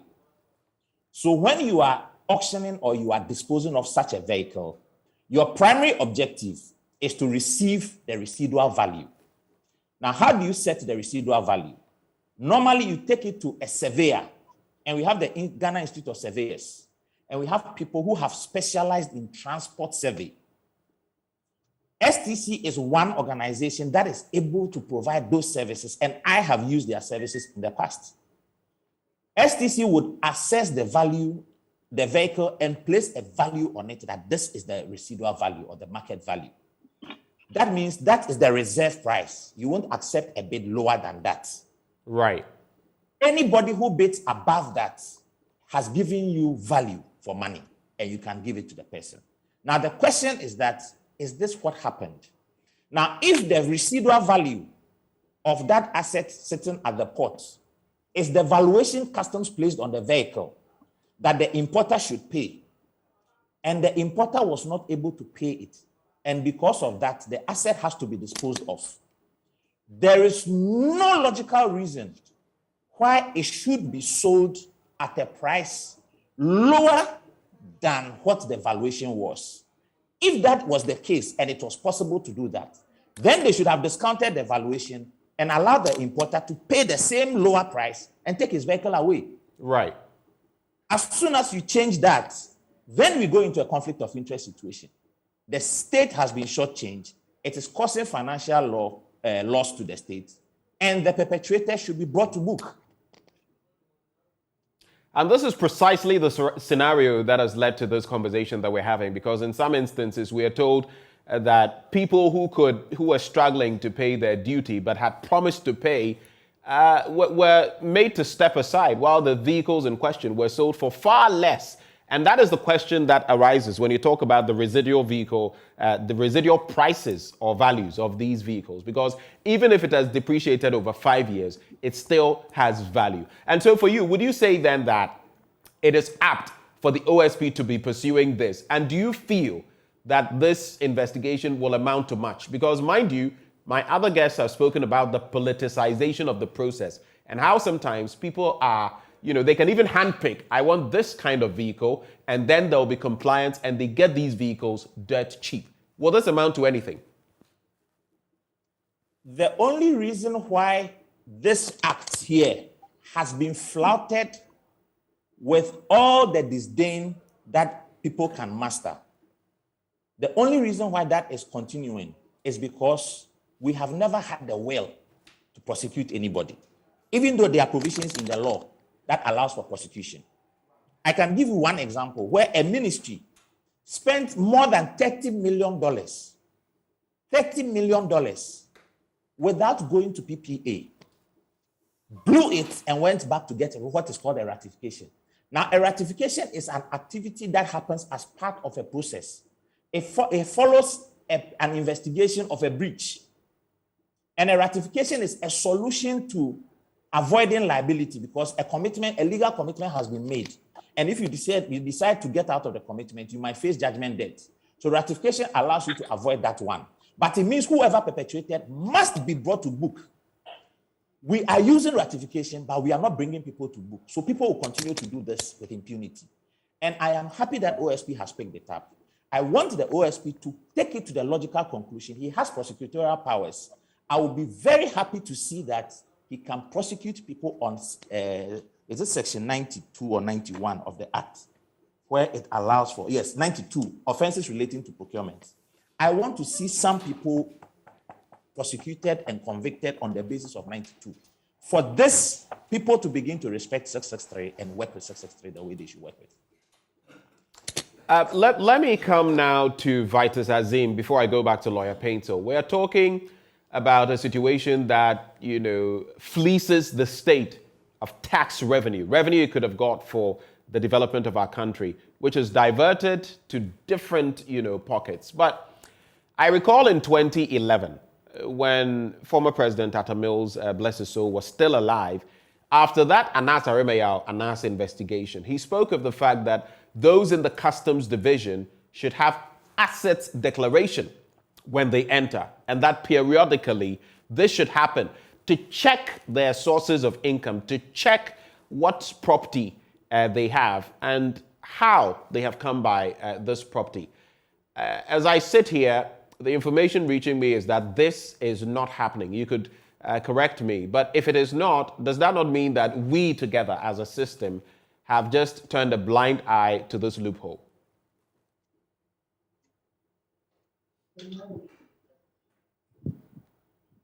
Hello, Vitus Azim.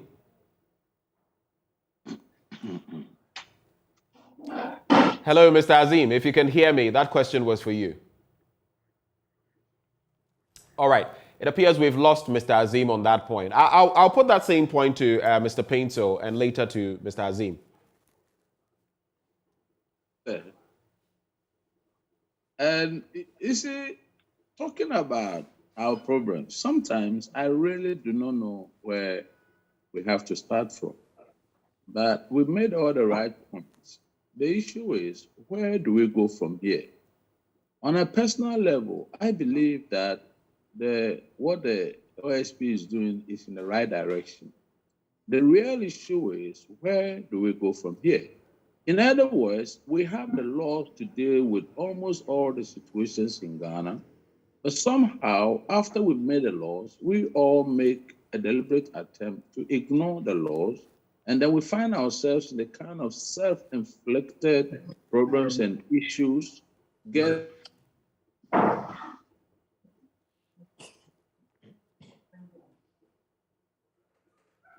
seem to have lost him.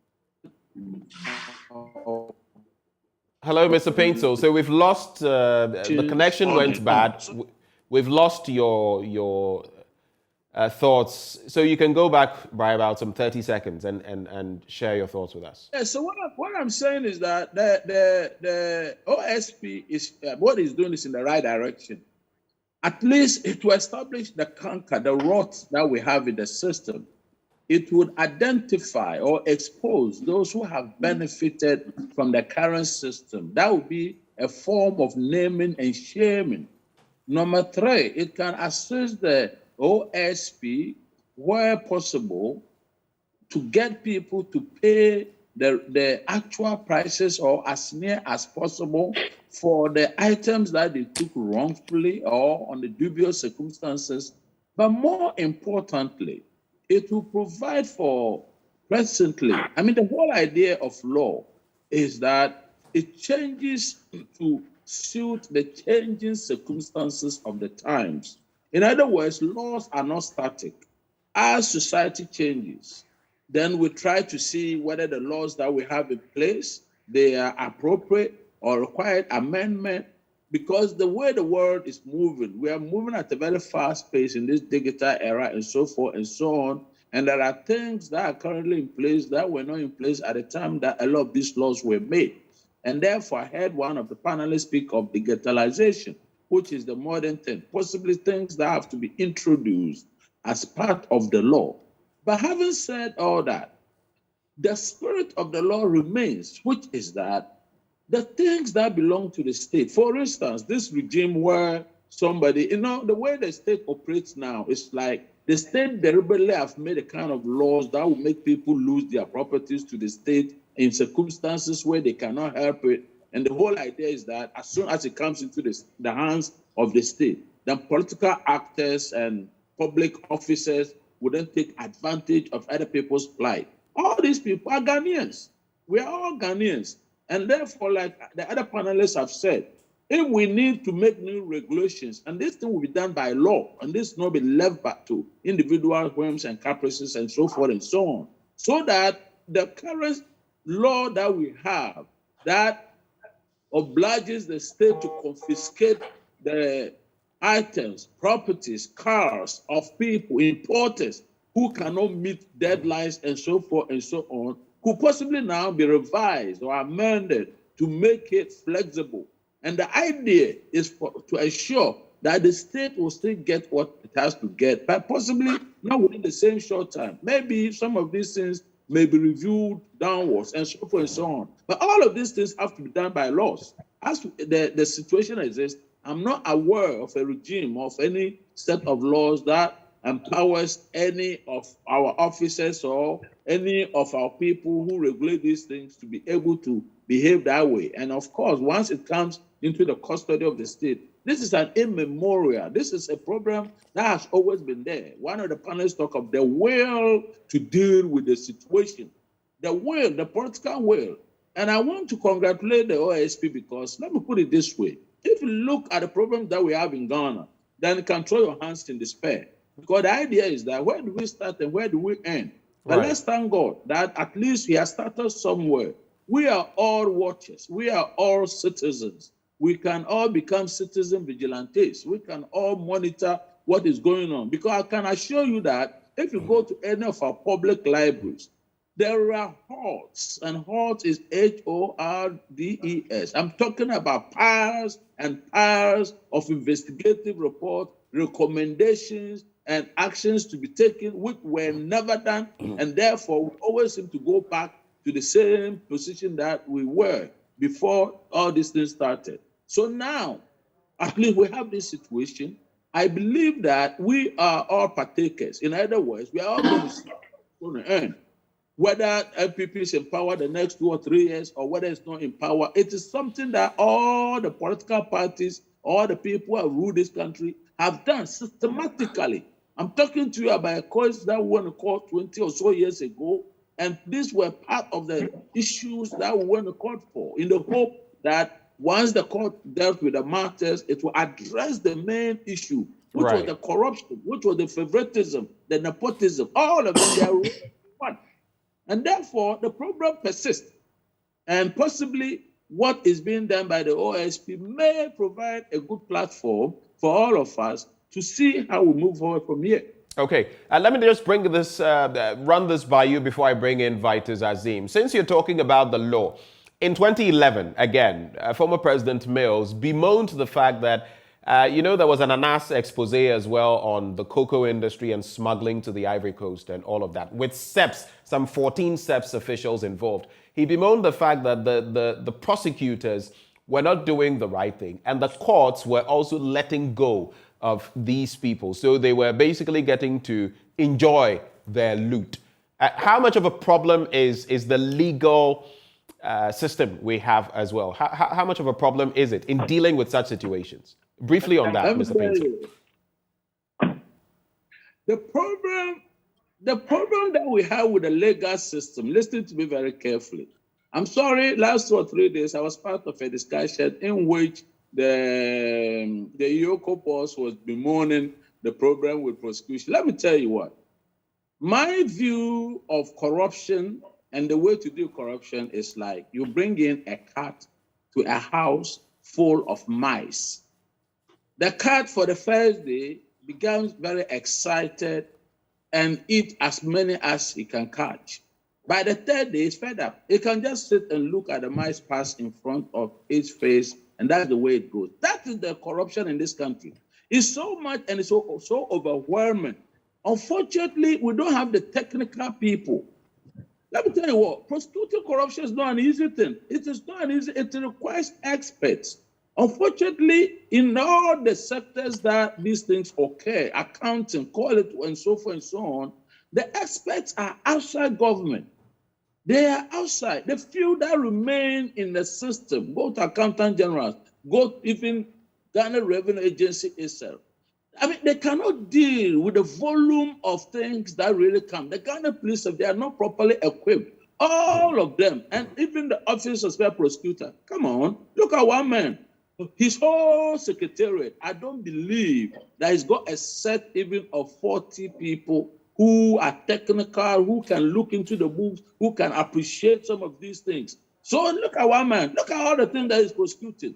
The truth of the matter is that he can only do so much at any one point in time. But that cannot be a reason why these things must not go on. I mean, look at even the collapse of these banks. Look at all the people who have used, their customers and whatever's money, acquire properties outside Ghana, and they are still walking about and doing all kind of things. So, and Yoko, go to Yoko. Look at the number of people, investigators who are there. Right. So that's part of the problem. And it is, that's if you look at the legal system, the judge sits in court, he expects you to bring the clear evidence before him. The experts who are supposed to do the analysis and come to the conclusions, half of the time, they're overwhelmed. That is my own view. And I'm sorry that's my appreciation of how government is overwhelmed. And that is why it encourages everybody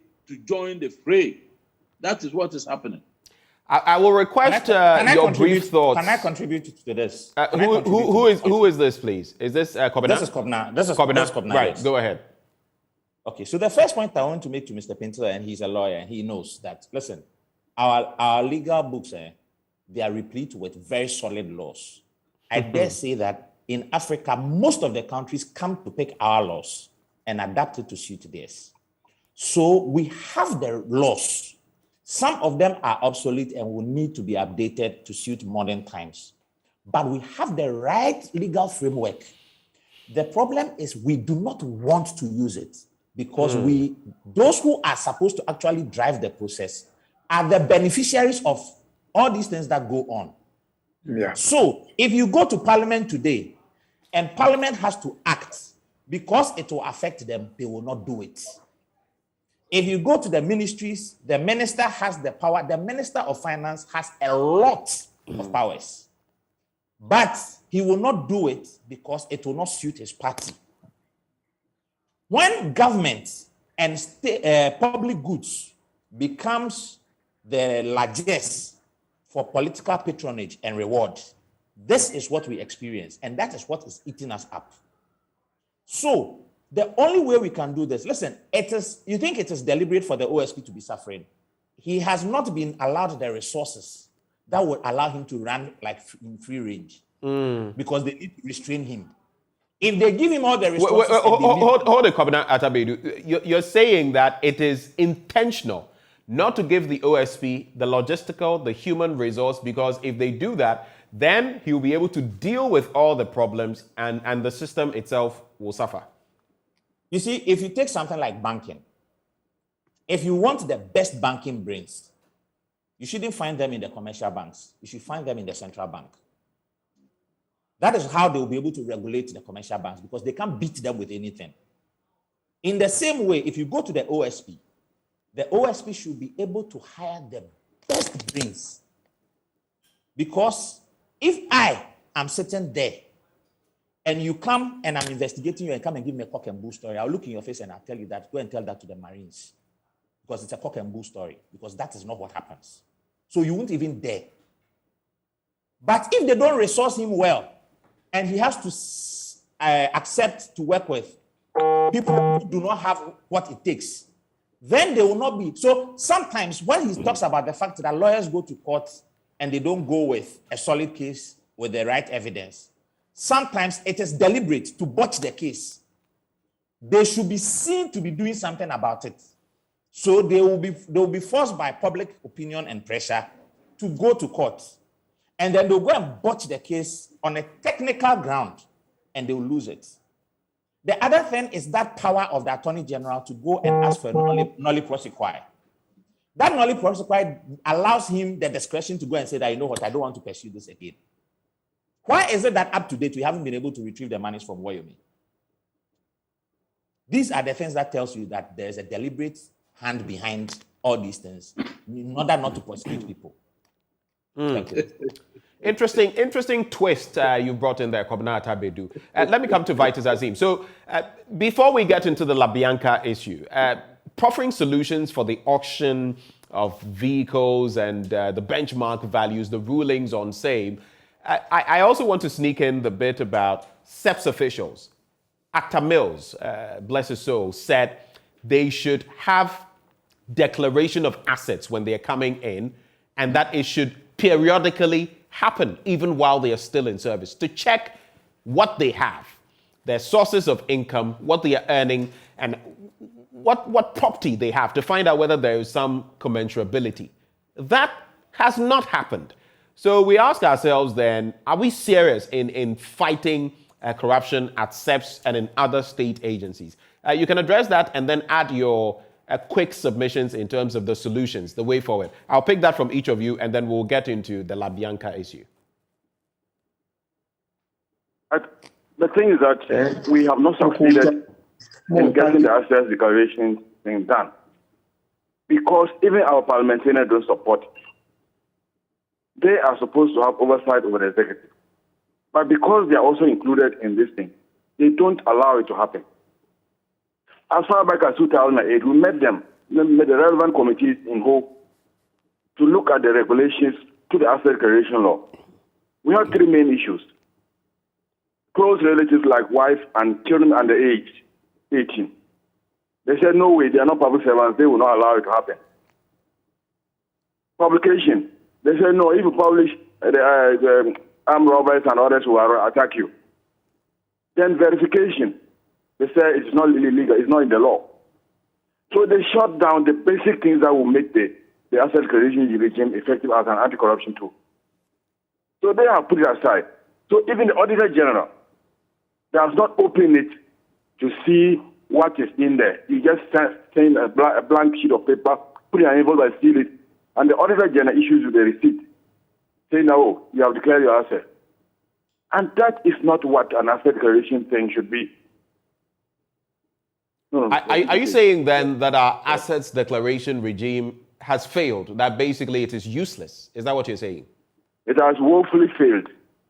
Because nobody works, even acts on the declarations, those who agree to. You see, if you have an asset declaration regime and people declare their assets, somebody should first find out who has not declared. And even with those who have declared, somebody should be able to look at, is it true that you say you have 3 houses or you just have 1 house? And you cannot do that if you don't publish it. And this is the case, they say they cannot publish it. And I have said that I dare the Auditor General to at least publish a list of names of people who have not declared. Or even if he or she is afraid to publish a list of those who have not declared, he should at least publish names of those who have declared. So that Ghanaians themselves will now look at that list and say, oh, since my MP has not declared, and question the person. But no Auditor General so far has been bold enough to do that. In recent And times, so we saw a list of that nature. No, even up to now, we don't have regulations for that law because of those disagreements between parliamentarians and the Auditor General. I was hinting, Vitus, that in recent times we saw a bit of a list on the back of a publication, I believe, by the Fourth Estate, alleging that some members of parliament, among others, in the executive, had not declared their assets. Maybe that's a first step, something that the special prosecutor could lean on. But quick solutions, gentlemen, not too much time on this, quick solutions. In bullet points, if you like, what would be the way forward in this particular regard? I'll stick with you, Vitus, to start. I think, one, we need regulations to the Act. And the regulations should address the 3 issues I've mentioned, including your spouse and children under age. That's number 1. Number 2, publication of the declarations. And number 3, verification of the declaration. You say you have a house in Kumasi. Sometimes you follow up to find out whether you really have a house in Kumasi or not. Those are the things that make an asset declaration regime an effective anti-corruption tool. Thank you. Just hold for me. Frank, what would be your quick submissions? It looks like I have to go. You have to go, Vitus? Is that Vitus? Mr. Azim, if you can hear me, if you could just stay with me for a few minutes, just get quick submissions on the solutions, then I'll take your initial thoughts on the La Bianca issue, and then you could go, please. Is that possible? Okay. All right. So quick submissions. Frank Kofiga, for you, the solution as far as this car auction is concerned, 30 seconds to each of you so I can go back to Vitus Azim. The chit system or the allocation of these goods at the port to party people should stop. It should be seized with immediate effect. Also, I think there should be some form of digitalization or reforms in the the auctioneering system we have in Ghana, and also any single publication in terms of auctioning at the port should have some sort of media coverage, or the media should be involved, so that there's be some form of clarity in it. And I think that customs should have a payment system where importers of goods and services can pay in installment if truly there is a reason of non-availability of funds. All right, Frank, thank you so much for having joined this conversation, and thank you so much. We're grateful that you joined. Let me bring in Lawyer Paintel. So very quickly, very quickly, what is the way forward for you on this matter? I mean, the way forward for me, since this whole show is about the auction arrangement, is that when this report is out, we'll be looking out for the extent to which the law itself was complied with. And if not, to what extent are we willing, ready, or able to implement the auction sales law? Because there's already a law in place. It's how compliant we all are or must be. That is the issue. And if there are any reasons why we should not comply with what is already the law, we must know. It's as simple as that. Kobina, for you, the way forward? The current practice of all these asset disposals going to the Chief of Staff's office for approvals and all that is a complete aberration of the law. The position of the law is that it is the head of that procurement entity who makes that decisions after a board of survey has been instituted. So every procurement entity is supposed to have its board of survey that would always periodically, so if it's every 3 months or every 6 months or every year, put all assets that are up for disposal together, conduct their survey, send a report to the head of entity with a mechanism for disposal. He gives the approval and they dispose it. Now, when it comes to the mechanisms for disposal, like we said, in the past, you could, it was manual. Today, we have digitalization. It should be digitalized so that it will be devoid of manipulation, because in the current regime, I can assure you, I've been to auctions before, where you can see that the auctioning had been pre-programmed. So as soon as somebody raises a bid, the auctioneer drops the hammer and then nobody can bid again. And so you can see manipulation and machinations behind the scenes. All these things should be done to ensure that the system cannot be manipulated and the state is getting the full benefits. Kobina, thank you. Stay with us on this bit as well. So let me bring in Vitus Azim. Vitus, we're getting into the La Bianca issue, and the authorities are talking about the fact that the special prosecutor got it completely wrong. They say the report is at variance with the reality, and they are saddened to learn of the recent publication of that report by the Office of the Special Prosecutors and the following discussions in the media.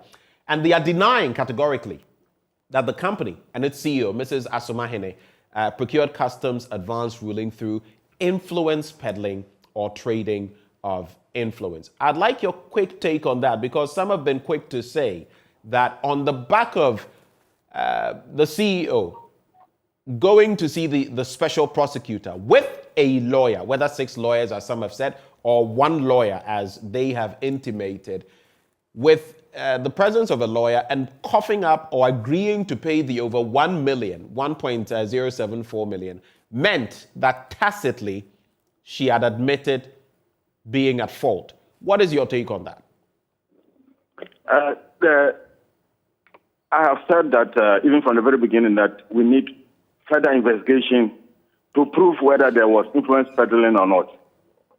And I asked the pertinent questions, some of the pertinent questions like, who approached the customs officer, the ruling, and the discount in or the reduction in the valuation of the imports?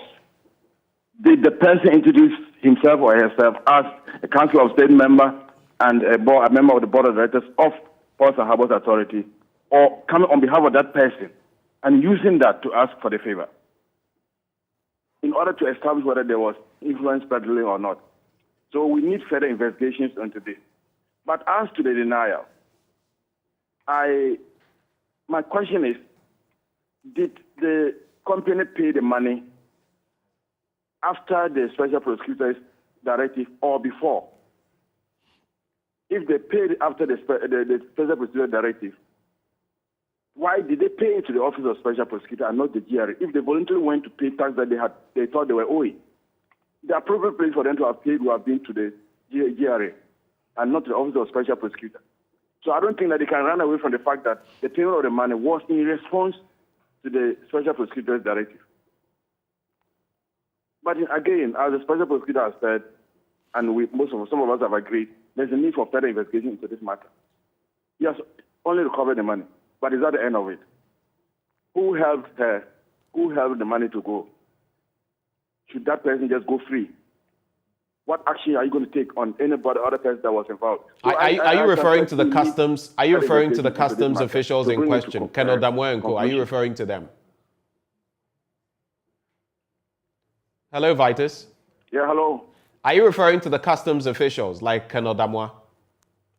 I am just saying that whoever was involved in the whole process, I'm not referring to a particular individual. All along the route, who was involved?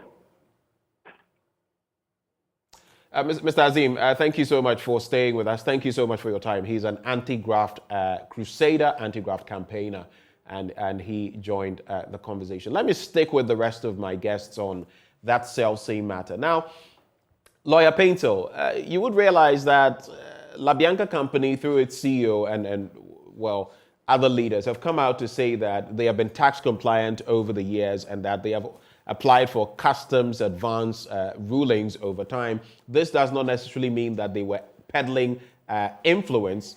It is also cited that the Ghana Revenue Authorities Act 819 conducts periodic post-clearance audits to determine possible undervaluation or overpayment of taxes, and that in effect they did not breach any laws, even in respect of agreeing to pay the over 1 million Ghana cedis retrospectively. So when you look at this entire matter, like I posed to Vice Azim, some say by merely accepting to pay, you admit that you were at fault.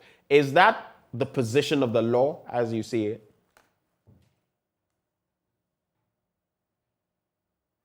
Do we have Mr. Painsil with us? All right. I think we lost him. He's not showing. So I can pick it up. It appears we've lost him. Kobina, so let's hear from you. What's your take? Yes. So I feel sorry for La Bianca. Now, why do I say that? The customs regime gives customs officers a lot of discretion. And the position of the law is that if you evade a tax, they can surcharge you a penalty of between 100% and 300%. Of the value of what you were supposed to pay. Of the value of what you were supposed to pay. So if you're supposed to pay 100 cedis and you evade, they can ask you to pay the 100 cedis, but pay 300% as penalty. So where you have between 100 and 300%, what will be the basis to take 300 or to take 100% as penalty? That is where a lot of negotiation happens. Again, the regime exists that, listen, if you are a large importer and you are a large taxpayer, you have leverage to sometimes negotiate. Now, tax evasion is criminal. Tax avoidance is not criminal. Right. And it is important that every organization and its finance unit would put in place systems that would ensure that they are tax compliant, but they can mitigate their losses through taxes. So tax avoidance is okay. So if La Bianca looks at its import and its tax base, the contribution, and they think that we can go and negotiate based on volumes. I can give you an example in my past, and still it was in the private sector. I belong to a multinational company that imports a particular commodity as part of its commercial activities. We have a global agreement, and we leverage on that scale to negotiate prices that will be next to impossible for anybody to get because of the global scale. Now, customs at the time has in its valuation systems a price for that type of commodity, which was significantly higher than the price I was getting. So at one point, when they did my valuation certificates and they said I should pay taxes based on X value to this tune, I protested. When we haggled and it got to a point, I took in a permission to clear on permit. And I litigated it for almost a year. And I proved it with documentation and evidence of a global tender being had done to get those prices. And that is the fair price. And it will be unjust and unfair for the state to hike my price up just because they want to take money. That is also criminal. But it will be the state perpetuating it against its citizens. So eventually, the inspection house had to reverse the valuation and use my rates. You can only stand your ground like that if you are an organization of integrity and your documentations are perfect or next to perfect. And for the period that I was responsible for logistics and for driving all those processes, my documentation was apt. Now, the question is, if we go into La Bianca with an audit, can we find all of that? And that was exactly where I was about to go to with you, because then when you look at them, we know that they bring in over 200 containers or so every month. And you look at the volumes that you speak of. If they were found to be tax compliant and all of that, would you then say that this has been, I don't know whether to categorize this as a witch hunt, but unfair, like you put it? Exactly. So that's what I'm saying, that if they are apt and they used a legal means by going to negotiate with customs, and customs has their discretion and they granted them, then they should have stood their ground. And if it means going to court to argue their case out, they can go to court and litigate. But as soon as OSP calls you and you go and you offer to make good, it suggests that you want to kill the case. You don't want to them to dig further. And immediately, anybody with a criminology mindset or an intelligence mindset is, why is it that you quickly came to close this case by paying up? Is there something else I should probe? And the natural response of the OSP is, what else is there?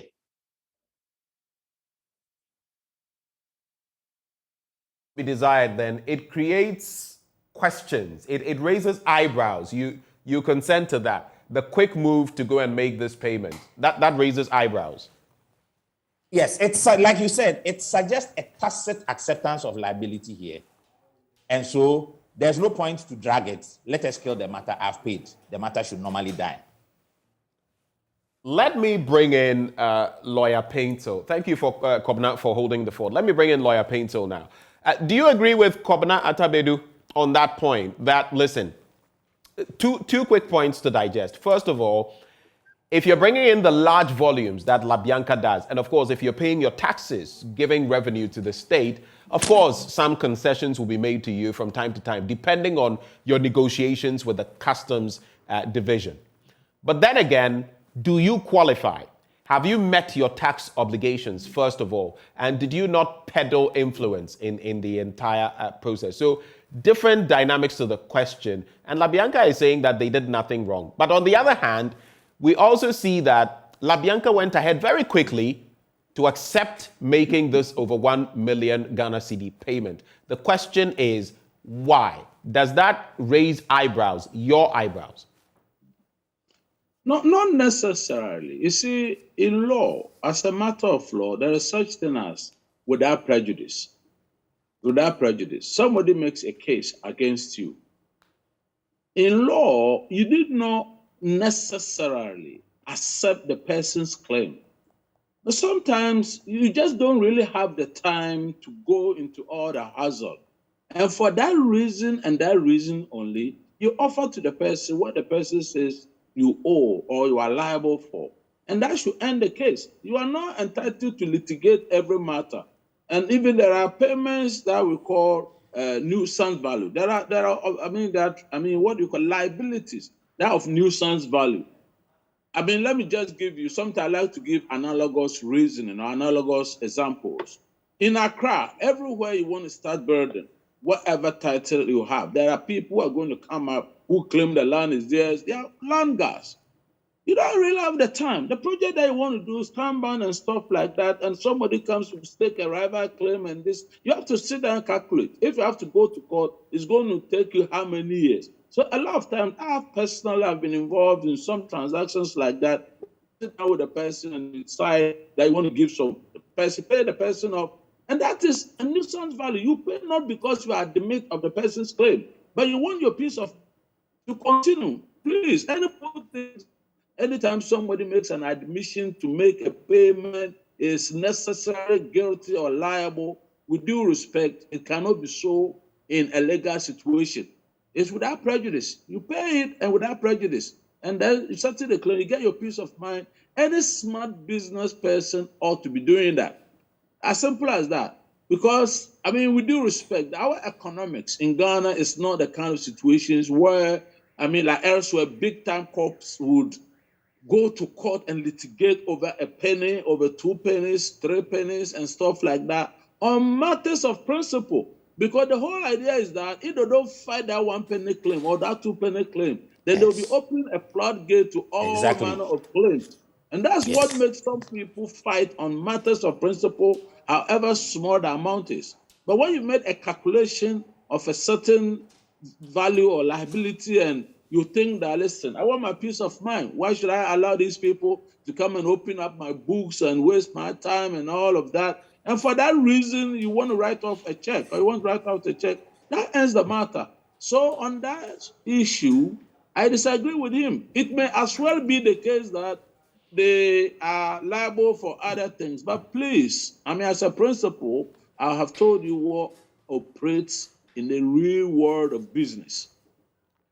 Is this then unfair, like Kobana was suggesting, that it could end up being unfair to especially as someone who is paying that much into the state's kitty, would you say then that it is unfair? We've heard, for example, from the former special prosecutor, Martin Amidou, who says this has no basis, it has no substance to it. But others have said, no, we must investigate these and get down to the merits of the case, which is why they're saying they support the special prosecutor. Is he being unfair? No, we don't know why the unfairness arises. I mean, I don't know whether even I've understood your question. Unfair on whose part? Are you suggesting that the special prosecutor's part? Because it is something that is not, it is not an exception as the picture has been painted. No, as for the prosecutor, he has to make a determination. And the prosecutor really needs not run around the courts if you can accept his findings or you can accept his claim and you settle it. Notwithstanding that, if a criminal offense has been committed, he may still wish to go ahead and do the prosecution. But please, let's look at the realities. I mean, of course, now we've got a new legislation that allows for plea bargaining and stuff like that. I don't really believe that that law was put in place. But don't forget that the prosecutor has got a choice in law whether to prosecute or not to prosecute. That's one of the things people don't understand. When a prosecutor decides he doesn't want to prosecute, it becomes a political decision, even though it has a legal basis. But if the prosecutor, for any reason, decides not to prosecute, nobody can take the prosecutor to court for not prosecuting any particular matter. If 10 people commit an offense and he decides to prosecute 9 of them and leave out 1 of them, which sometimes is done in other places where 1 person will be used to prosecute, I mean, as prosecution witness and stuff like that. So it's a whole regime. It's not a cut and paste. It's not a fixed kind of thing. So it's a discretion that the prosecutor has to exercise. And once he has exercised that, even if you call it political, I mean, the other party has accepted it and he decides to drop the matter. In my honest view, that should end the matter. What's the point about going to court for how many years just to prove or demonstrate? Don't forget that even when somebody is convicted by the court, people forget that the person is then punished. It could be a fine, it could be an imprisonment, it could be both. But a fine is at the discretion of the court unless it's expressly provided for by statute. And the judge is not bound to impose any particular punishment, unless, of course, as provided by law. But it could be so low that elsewhere, people value the cost of the prosecution itself. I mean, Ghana, we don't do that kind of thing. You have to sit down and think of the resources that you need to marshal. Elsewhere, it is calculated, it is determined that may cost $1 million to prosecute this case. The point is, must the state put $1 million down to prosecute a case at the end of which we are going to get 100,000 cedis? And for what purpose? This is what makes prosecution a purely political decision. The politics is founded on the economics. Both of them are founded on the mood of the country and so forth and so on. But this is where politics, law, economics, all of them mix. And a decision one way or the other could be fair or unfair, depending on who is looking at the picture. So personally, I find that thing wrong. I'll put it as bluntly as that. Except somebody has got evidence to demonstrate that there's more to what we are all seeing. If there is, then the people who are making that claim, in law, the burden is on those people who allege those facts that I have not seen yet. So that's my view of this matter, in all fairness. Let me bring in Kobina. Hold for me, Lawyer Painter. Let me bring in Kobina Atabedu, who is a procurement analyst. And I think I'll put this question to both of you, but I'll start with Kobina. So La Bianca Company also feels that the special prosecutor does not even have jurisdiction in this matter. Why? They cite the Customs Act of 2015, Act 891, and what it stipulates, and say that on the back of what processes it stipulates, which allow for them to apply for these reviews and to get them, they feel they have not erred in law. But do you feel that that actually takes away the right of the special prosecutor to pursue such a matter? Okay, so I started off my submission by stating that I feel sorry for La Bianca because what has happened is actually permitted within the customs framework. So that is the first point I want to make with Mr. Pinto, that we are all on the same page. The difference is that by inference, based on the circumstantial evidence, sometimes you can leave doubts or questions in the minds of people, and that is why they want to probe. And that is what I suspect has happened. as to whether he has jurisdiction or not. He takes his jurisdiction from his law, the OSP Act. If the OSP Act allows him to go anywhere and can be restrained, whether there's an end, if you read the Act, normally at the end of the Act, where they would nullify a previous Act, they will state that this one supersedes the previous one which was there. Or sometimes they'll say that they will run concurrently for a period. So I haven't taken my time to avert myself to the OSP law. Maybe I should. But what I can say is that as long as his law allows him that unfettered access to go into any environment, as long as he is acting on a request or a petition, I doubt if anybody can say they don't have jurisdiction. And if you think that he doesn't have jurisdiction, there's only one place you can go. You go to the Supreme Court and get them to declare that he doesn't have jurisdiction. And it will kill the matter. Do you feel, Kobina, before I go back to Lawyer Paintel, do you feel that if we're going to be fair, then others too should be affected? Others who may have got similar arrangements, not just the La Bianca company, but others within that same framework should also be investigated? I'll be honest with you, I have been in that position before, where there was an incident, I conducted the investigation, I found something, and what I saw gave me reason to want to go back 6 months to conduct more investigations. So sometimes it happens. And if La Bianca is the one that has become the, for want of a better word, the sacrificial lamb, the question everybody who is an investigator will ask is, if there is this one transaction that the state lost $1 million, could there be other transactions as well? You know why? If he feels that this is not a one-off situation. And when you listen to all the discussions on radio and everything the importers have said, it tells you that this is a common practice. So the OSP again has the discretion to decide to probe further or to leave it. And I don't see why anyone should have a problem that it's a witch hunt. It's unfortunate that La Bianca has become a sacrificial lamb in this case. But nothing stops the OSP from doing his job if he feels that there's something untoward going on. What we are rather doing is putting pressure on him, taking the wind out of his sail, making him ineffective, and turn around to come and say that the office is a useless office, it should be disbanded. Hold for me as we get ready to wrap the conversation. Lawyer Paintel, you'll pick those 2 points, and then we'll get to your summary comments, your final thoughts. Yeah, you know, I've already made a point that a party or anybody is entitled to make a without prejudice payment. But then once you've gone ahead to make that payment, it does not lie in your mouth then to turn back and say that that payment that you made was without basis or the demand on you was without regard to law. Right. Because at the very least, you must accept that the person had a right to make the demand. It is only that you do not want to go into the merits or the whatever, the pros and cons. And therefore, you go ahead and make the payment. And that is what exactly they did.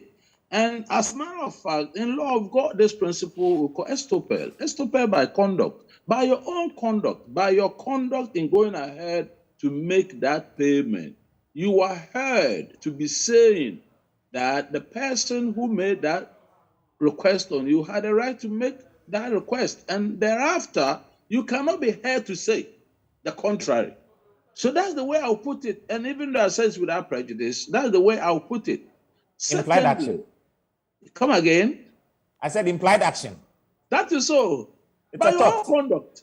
Yes. By your own conduct. You cannot then say that the person doesn't have a right. But I've already made the point that, you see, the OSP has so many things to do at the same time, and he has to choose how to use his time and his resources. And what it means is that if there are similar cases that are pending for investigations, there must have been some tip-off for him possibly to have acted in the La Bianca in the way that he has done. So if somebody has got concrete evidence of similar things, because see, you cannot invite the OSP on the basis that you believe, on a supposition that there must exist. No, that's not the way we talk in law. If he had all the time, possibly he could do that. But I'm putting it this way, that if other people have got evidence to show or to suggest that similar things have gone on in the past, possibly we have even lost more to other people than even the Bianca, please provide the evidence. And then if he fails to act, we will all say that what happened is a witch hunt. I mean, that's the way, in fairness, we need to be judging our public officers and everything. And then you can ask the question, why did you do this to me? But you failed to act in a similar manner. That's how we hold public officers to accountability. So please, I will put it this way by way of challenge, that for everybody who generally believes that such things have gone on in the past, please, not a belief that we are talking about here. We are talking about the existence of evidence. Because I can assure you that our everything, the public, I mean, I don't know, the public space, if the OSP decides that he wants to go in everywhere, please, don't forget he's got a mandate. Don't forget that he was appointed by a political party or the president to achieve, specific things within a particular time. Please, then he will go haywire. He will completely go out of range, and then will not be able to assess his effectiveness. So let's allow him the space that he has given to himself. And we'll say that for the avoidance of doubt, without anybody providing concrete evidence, let's not say that he failed to investigate everybody. That cannot be a proper charge or allegation against him. That's my view of this matter. Your summary comments then, the way forward on this matter as well, very briefly, and then I'll wrap up with Kobna. Yeah, I would think that so far the OSP is acting right, in my honest view. So far, we owe him a duty to furnish him with the evidence, because see, the police and our prosecutor, they keep on making the point. They are nobody without people like us furnishing them with evidence. Ghana is also a country where we consider it an abomination to provide evidence of wrongdoing. And therefore, we sit by and then we keep mute. And then when the canker increases, we pretend like we didn't know, we could not have helped. So my own invitation to everybody is that for those who have evidence, let them furnish it. Even if they want to, tie their hands, cause it to be published. You don't need permission, but please, I'm warning those, if you cause publications to be made and they are found to be untrue, you may be sued for defamation. But if you really have evidence that you think hold water, please, I'm challenging you, I'm inviting you, let it be available wherever and however you can make it available to OSP. Please go ahead and do it. At the end of the day, Ghana will be better off for all of us. Thank you very much. Mr. Painsil, we're grateful that you took the time to join us. Kweku Painsil is a lawyer. Kobna, you have the final word. Yes, I think that, listen, this country is down a slippery slope, and we need concerted efforts to salvage it. Right. Corruption has become endemic, if not pandemic. And one of the key institutions that can help us halt it and reverse the trend is the OSP. I think, just like we say in our legal jurisprudence, the law lies in the bosom of the judge. In this case, the decision to prosecute or not to prosecute lies with the OSP to make. You can make an allegation, you can send a petition, you can give him whatever tip-off you want. It is up to him to determine whether there's prima facie evidence, and then he can proceed to investigate and proceed to prosecute. When he chooses to do that, we should stop doing that. It is distasteful to see that a group of chiefs would go and campaign against it on the basis that she's from their land. I am from Western Region too, but I'm disappointed, because if we do that, we will turn everything into either a political football or an ethnicity football, and this country will be worse off. If she hasn't done anything wrong, the investigation will prove and absolve her. If she has done wrong, it will come out. Why would anyone want to use influence peddling here? What they did amounts to influence peddling. Kobna, grateful for your time. Kobna Tabedu is a procurement analyst, and we're grateful to all of those who joined the conversation earlier. Vitus Azim, anti-graft campaigner. We just heard from Kobina Atta Bedu, a procurement analyst, Kweku Painto, a lawyer, and Mr. Kofiga as well, who joined the conversation. We take a break, and when we return, there's a lot more talk, but don't you forget, we'll definitely bring in some bits from the EcoBank JoyNews Habitat Fair. Do stay with us.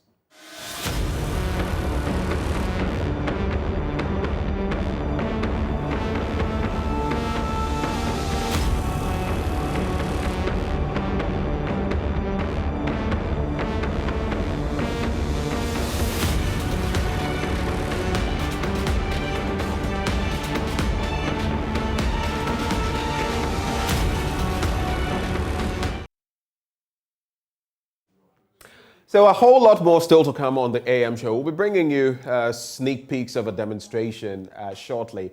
But right before that, we have an interesting conversation with Advocates for Christ Ghana. Now, the group presents its 3rd annual National Christian Forum, and the NCF 2022 will be a 3-day national brainstorming conference. Joining us to dilate on that, Yao Adoche is lead for Religion Gate, Advocate for Christ Ghana. Yao, a very good morning to you. A very good morning to you, sir. Thanks for coming. Thanks for joining the conversation. A pleasure. Great. Tell us a bit. I'm sure those watching us will be asking themselves, some of them at least, who are Advocates for Christ Ghana? So Advocates for Christ Ghana is a movement, a growing movement of professionals, pastors, all Christians from all walks of life, both in Ghana and abroad. We have a membership of over 350 people across the African continent, Europe, Asia, the United States of America, and the like. And our purpose is that we provide a proactive and permanent voice to national issues from a Christocentric point of view. So basically, we have Christians from all manner of Christian affiliations who are part of it. So you speak about some 350 plus members across the world, across basically. the world, yes, that's correct, yes. And all of these people are pastors, people No, in the faith, people? professionals. Myself, I'm a telecoms engineer. My fellow I came here with is an agribusiness strategist. So yeah, doctors or people from all manner of walks of life. Basically, your ticket in is to be a Christian, if you identify as such. Okay. And then you can be part of us, yes. I was about to ask what the qualifications were, but you've basically summarized that. But what are some of the milestones that you would say that Advocates for Christ, that group, has achieved within these last few years?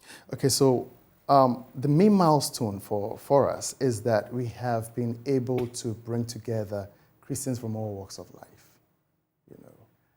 regardless of what they do, what industry or sector they are in, so that together we sit together to address national issues when they come up, from a God-centered point of view, and also leaning or leveraging on our different professions and careers.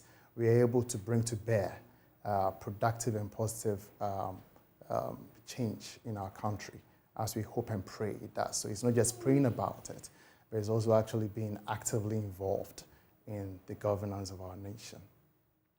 So active involvement. That is correct, yes. Where active involvement means what exactly? How is this going to contribute to our national life? Okay, so where active involvement involves policy advocacy, capacity development, strategic planning, and the like, so that we have people who are responsible in industry and in all sectors of our nation's affairs, be it in the executive, the legislature, and so on and so forth, CSOs, agribusinesses, all manner of industries.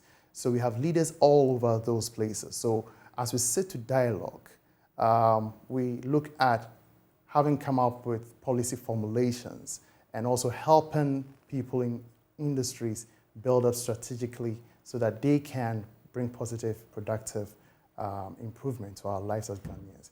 And I would always bring it back to the fulcrum, that always the idea is that we are doing it from a Christ-centered point of view. How do we do it in an ethical manner, in a way that will bring the change that we so desire to see in our nation? That's an interesting development. But let's look at the National Christian Forum, a 3rd National Christian Conference that you're actually putting together. What is the vision of the NCF And so far, how have things gone for you? What have been the highs? What have been the lows? And what are you looking forward to in this specific conference? All right, so the National Christian Forum, essentially, is a Christian platform that discusses important national themes and produces outcomes that are used to engage key stakeholders in identified industries or sectors. And this being the third of its kind. The first was in 2020, the second was in 2021, and this is the third. Now, whenever we are done, we come out with a communique, and with that communique, we engage with stakeholders in industry and in the country. And then upon engaging with them, it's not just a one-time thing. So for example, if you don't mind me moving on to the theme for this year is assessing the effectiveness of the church. Okay. And the three arms of government. Assessing the effectiveness of the church and the three arms of government. That's interesting. In promoting good governance, all right, in Ghana. Ghana 65. So Ghana 65, we are 65 years post-independence. How exactly has the church contributed to promoting good governance? And then how exactly has the three arms of government, the executive, the legislature, the judiciary, how have they contributed to promoting good governance in our nation? Assessing that over the last 65 years. And so thereafter, the eventual outcome is that after the brainstorming sessions and speakers speaking to us and the like, we will then engage the duty bearers in our land, and we have many a clergy in this nation, don't we? We would engage them with a report that came forth from there. And then we would also disseminate the eventual results of the forum to the judicial services, to the executive, to the legislature, and then continue engaging them, because that's what we are here for, and that's what we've been doing, policy advocacy and so on and so forth. Why the selection of this theme? I find it pretty interesting, but why did you select this theme? And maybe you can tell us about some of the speakers we can expect at the NCC 2022. But why this theme? We couldn't be at a better crossroads as a nation to have this theme. We are currently at a place whereby our nation is faced with a plethora of issues. They've always been issues. I mean, begs to say. However, at this very point, we think that it's good to evaluate, particularly as Christians. We number 71.3% or so, according to the last census. And so what exactly is the impact that we are having in promoting good governance? And also the three arms of government, what has it been? Because if we are to see the change of Christ in us as Christians come to bear in every area of our professional lives, be it as an engineer, a trader, a doctor, or a mechanic, it would also be seen in the judicial services, in the executive, because it's from amongst us as Christians that they rise to those positions. So you realize that the theme encompasses almost everything, almost though, let me put it that way, across the nation. And so for this year, we will be having 4 main speakers. We'll be having Mrs. Clara Cassati to address the issue of assessing the judiciary. She'll be taking it on Saturday, the first half of Saturday. But for tonight, let me start from tonight. Tonight we're having Reverend JFK Mensah, the General Overseer of the Great Commission Church in Ghana. So he'll be speaking on the theme of assessing the church, the role of the church in promoting good governance, Ghana 65. That's tonight. At the Legon International Church on Legon Campus, Accra. And then tomorrow evening at 6 p.m., we will go to the ISA Conference Hall, also on Legon Campus. And that will be having Dr. Kujo Somni to address the issue of addressing the effectiveness or assessing the effectiveness of the legislature. And then on Saturday, as I earlier mentioned, lawyer Clara Cassati will be handling the judiciary. And then we close it off, assessing the executive, independent presidential hopeful, Mr. Jacob Oseyeboa, will be handling Joy. Yes, Joy, yes, well known. Will be assessing leading the discussion, rather, on assessing the effectiveness of the executive in promoting good governance, Ghana 65. All right, so you get it there. It all has to do with the church and the three arms of government. That is correct. And the role they have actually played and could play moving forward. Exactly, because in the fortunes of our country. Yes, because as we are going through the assessment, we'll be looking at what has worked, what has not worked, and what we do going forward. Interesting. Let's just look at this. So the NCF, the National Christian Forum 2022, has this theme. You're having it for the third time. But beyond that, what? What can we expect? Beyond that, we can expect continuous engagement. We are not going to slack on that. Continuous engagement with all the duty bearers in the land. Continuous engagement with all the stakeholders in the land, all our partners, notably the church, para-church organizations, and the leaders of industry and leaders of our government organizations, MDAs and the like. Engagement with them, that this is not just a one-time thing where we sit down to brainstorm, but the eventual outcome, the results of the brainstorming sessions, results and outcomes that we are hoping to engage and dialogue with as we continue to move forward as a country. Yeah, final words. So what would you like to leave our viewers with, finally, on this conference? All right.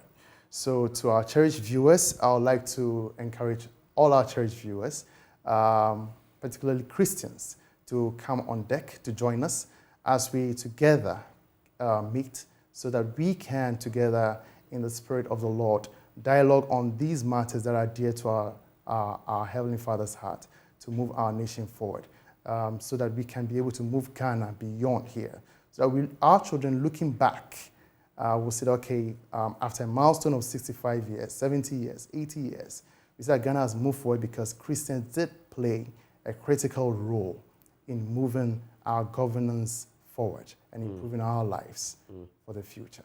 Give us a quick rehash. So the relevant dates, and can all Christians participate? Indeed, that's the only ticket. Okay, so walk in?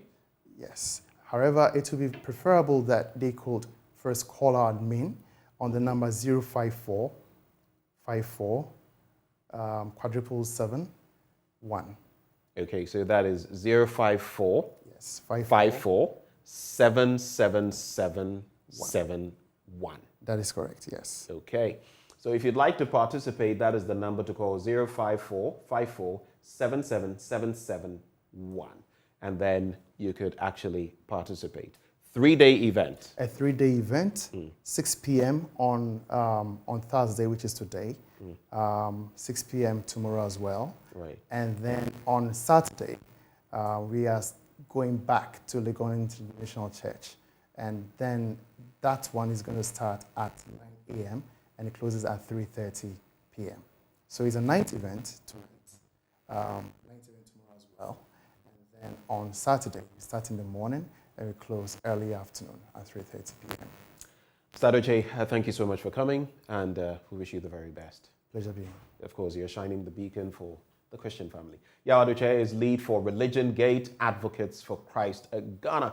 But from there, we connect with, well, a group of people in Mamobi, a number of them. Some have said even numbering about 5,000 people who are being evicted, so to speak. We'll be getting their story because they have refused to move as the threat of raising down their property has come to the fore. My colleague Papani Ashale is on hand to bring us the scoop on that. Papani, where exactly are you in Mamobi and what can you report on this situation, for which we hear there is a demonstration in the offing?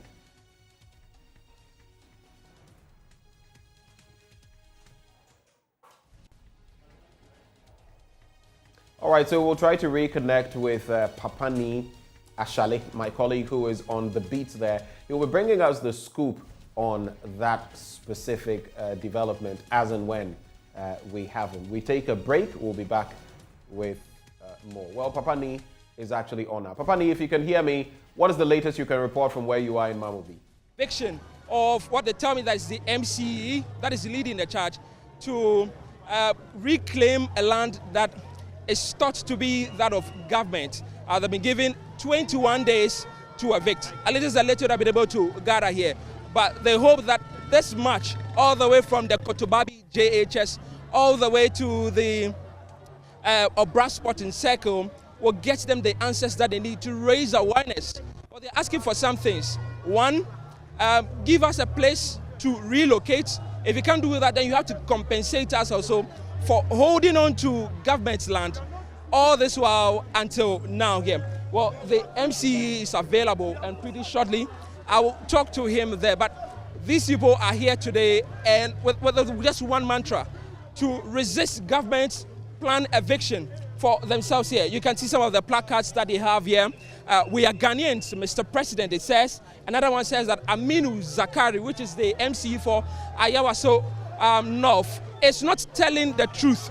Well, that's one of the placards, that's what he's saying. The other one says, our leaders do not care about us. Well, these are all messages that they are hoping to send to government, starting all the way from the MCE, which is Zakaria MZ, all the way to the presidency. There are others here who are hoping to get some compensation for the work that they are doing. But heavy security here. The police here from the Nima division are here to assist with these people whilst they demonstrate, they protest to get their concerns addressed here. So here you have the police, divisional police chief himself leading here, superintendent, as chief superintendent, I beg your pardon, Asedu, who is leading them to ensure that this does not turn otherwise. It becomes a peaceful protest here. I have the MCE pretty shortly. Let me speak to him. So, I'll grant interview. Yes. MCE, but just one. So you're asking for compensation, right? It's also part of our demand. How many demands do you have? Well, when we get there, we'll So that is the assemblyman, I understand, for the area who's leading this particular protest here. They have some demands that they are asking for. They are asking, one, probably government to change its mind on the planned eviction, and secondly, to also compensate them. You rightly heard from him that is one of many demands that they have at the moment here. Some of these people have been living here for the past 40 years, I understand, and they are telling us that this is the only life that they know. This is the only occupation that they know. This is the only place that they know, and they are hoping that if government insists, then it should give them an alternative place to stay. We'll be finding out from some of the residents and what they think as well. Daddy, good morning. Good morning. I mean, you're protesting. Why are you protesting? Because we want the government to give us a time to move from the place, because this is not the right time. Things are very difficult. Everybody knows that things are very, very difficult. But why is it that they're just moving us within 21 days? It doesn't happen anywhere. Even if I'm in your house and you are rejecting me, you give me a time, at least 3 months or something like that. But see, the people who are living in the land, not today, is part of the government. They have caused the whole problem, not us. Okay, if you need your land to do something, a project, and you allow the people to be paying money to you, the AMA or the municipal assembly, then it means you are supporting the people. And this is not the time you want to you sack us from the land. Okay, and even anything at all, you are the municipal assembly MC.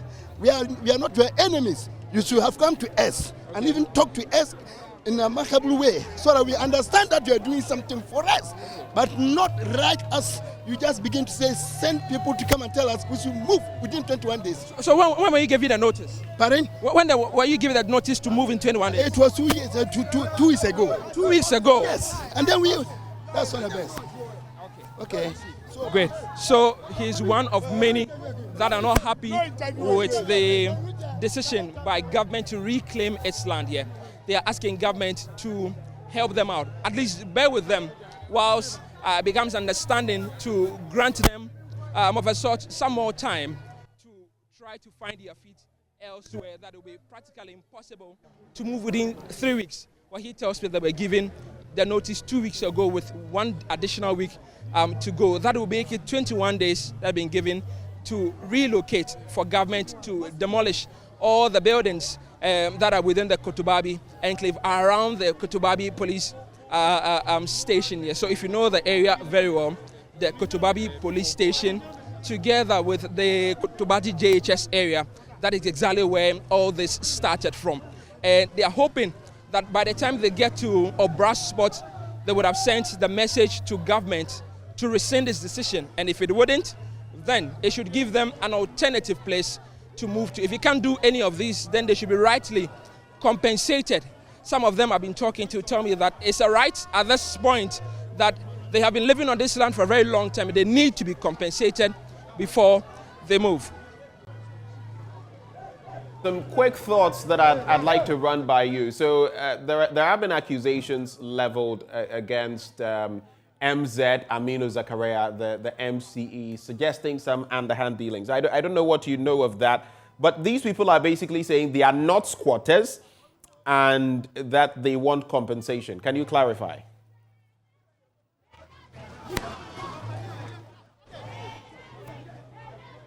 All right. So it appears we'll get further details as far as that demonstration is concerned. But clearly, the people, even if you could see the placards, are saying they are not squatters. The claim is that they have been there for decades, so to speak, living there at peace. You know what the law also says about allowing people to be on a parcel of land for so long. And they're saying that even if they are to move, there must be some compensation for them, especially in these dire economic times. And that 21 days, as has been mentioned, will not suffice for them.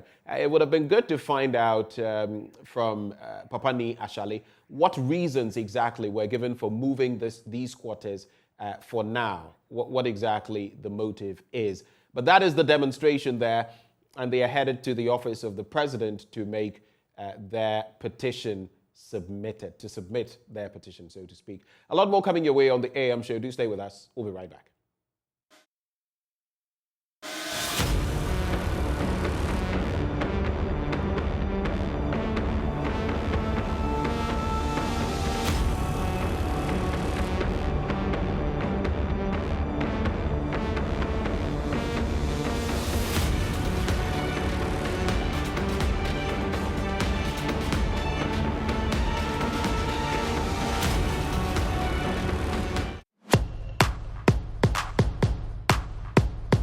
My fees for a year is 1,751 cedis, and the accommodation fees for a semester is 427 cedis.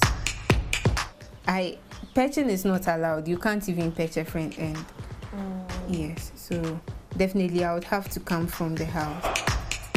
I decided to maybe work, and then if he is even taking care of the younger ones, I, as a senior girl or something, will just use this one to support myself in school, since I won't be getting much from him.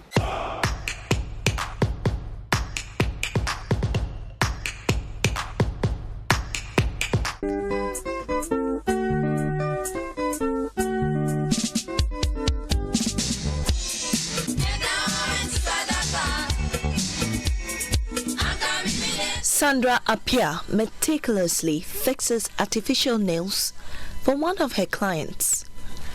It is one of 3 jobs which earns her income for tuition and accommodation at school.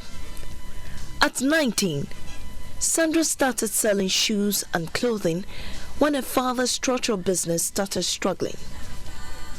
Her father hardly makes ends meet to cater for her ailing mother and her 3 siblings.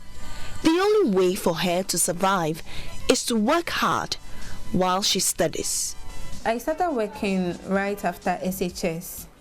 Yes, and I decided that was 2018. So I worked for 2 years. I worked as a mobile money vendor. I worked as a shop assistant in Okaishi, and lastly, I worked as a sales girl in a cosmetic shop at Dakuman. So around 2020, I decided to buy University of Ghana forms and then take it from there. For Sandra, a major challenge is securing accommodation cheap enough for her to afford. She currently resides at Volta Hall, one of the halls available to the over 39,000 student population at the University of Ghana. The university has 11 halls providing housing to students at a fee. An application portal is open every year for students to apply. I decided to maybe work, and then if he is even taking care of the younger ones, I, as a senior girl or something, will just use this one to support myself in school, since I won't be getting much from home. I pay my fees, pay my accommodation fees. My daddy sometimes supports with the provisions. That's when I'm coming to school. But when I get here, everything is up to me. I work with, I feed from what I earn as a nail technician. However, students who miss the application window have to rely on privately run hostels at a much expensive rate. Sandra is one of the lucky few to have a room in the traditional hall. She pays a little above 900 cedis a year. Currently, my fees for a year is 1,751 cedis, and the accommodation fees for a semester is 427 cedis. Okay, sometimes in a day I can say maybe I would get 150 or 200, and I cannot save all that 150 or 200 and be like I'm using that to pay my fees. At least I'll go to the market at the end of the week. So out of that 150, okay, let me say 200 cedis, I will save 50 cedis and then keep 50 cedis to myself. That's what I'll be feeding on, maybe buy some books, some stuffs and all that, and the remaining 100 cedis I'll put it aside. And sometimes too, I've been sending my mom money. But for off-campus hostels, students spend as much as 6,000 cedis a year for a room. The least one can spend is 2,000 cedis. Sandra tells me she cannot afford it if she loses her room at the Volta Hall. If I'm not able to get accommodation on campus, definitely I would have to come from home, because patching is not allowed. You can't even patch a front end. Yes, so definitely I would have to come from the house. I stay with my dad in Kwashiman. It's in Accra, but my mom is also in Koforidua, so sometimes I would go there. The struggle is real for many other students. Vanessa, who is at the other end of the hostel, is also pursuing political science, information technology, and theatre arts. After classes, she relaxes in her room to catch up on reading. Vanessa hopes that the accommodation challenges for students will be resolved. It becomes difficult if only you reapply and you don't pay within the 48 hours. That's when you could lose your accommodation, even though you chose it online. Initially, students could have a room for their 4-year stay, but with increasing population, students have to apply every year. For the likes of Sandra, who can hardly make ends meet, how will she afford accommodation should she miss out on her payment?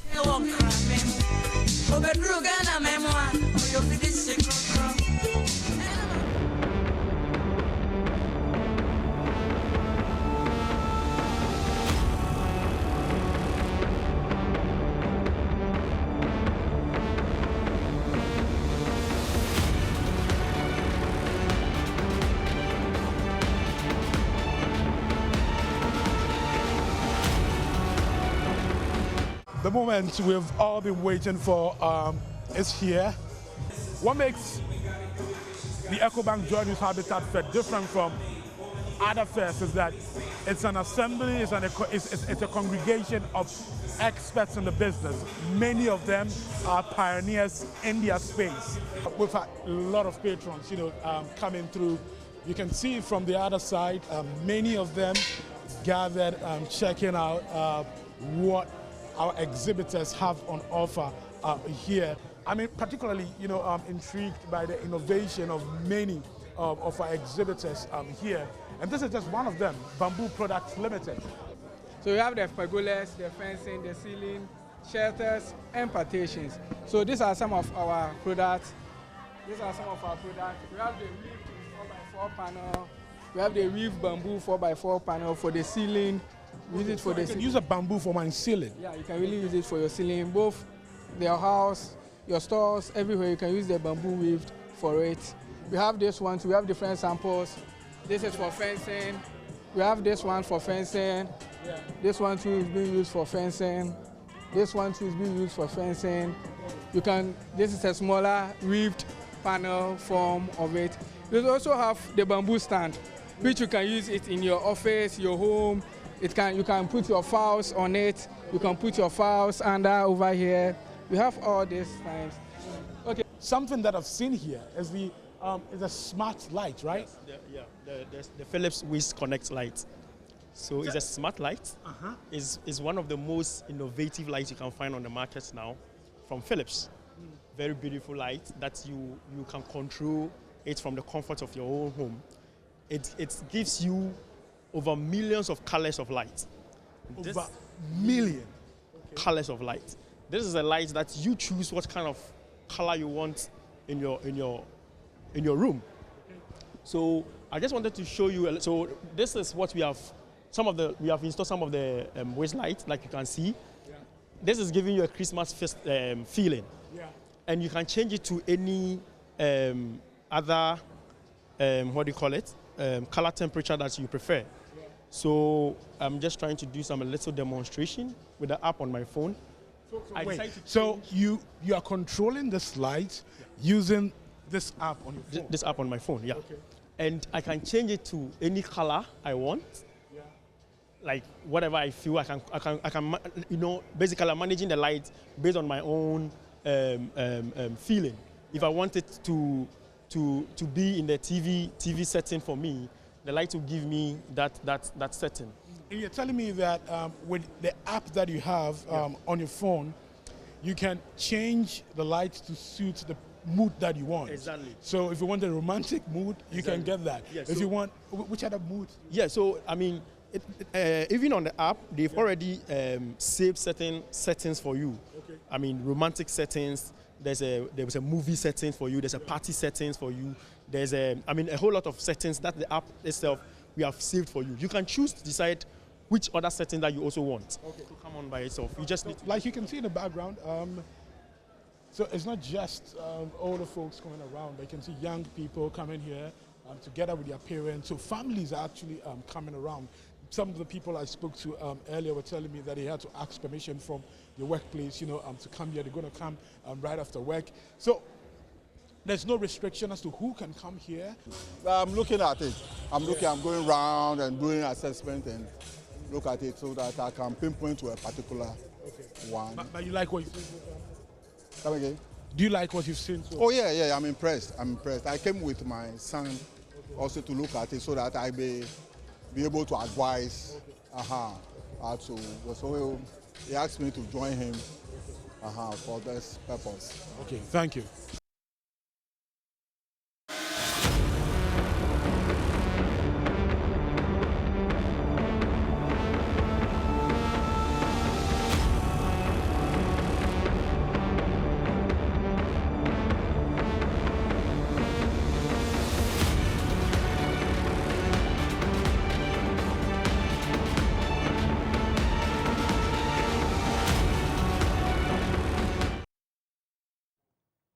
There you are. Welcome on the AM show. Welcome back.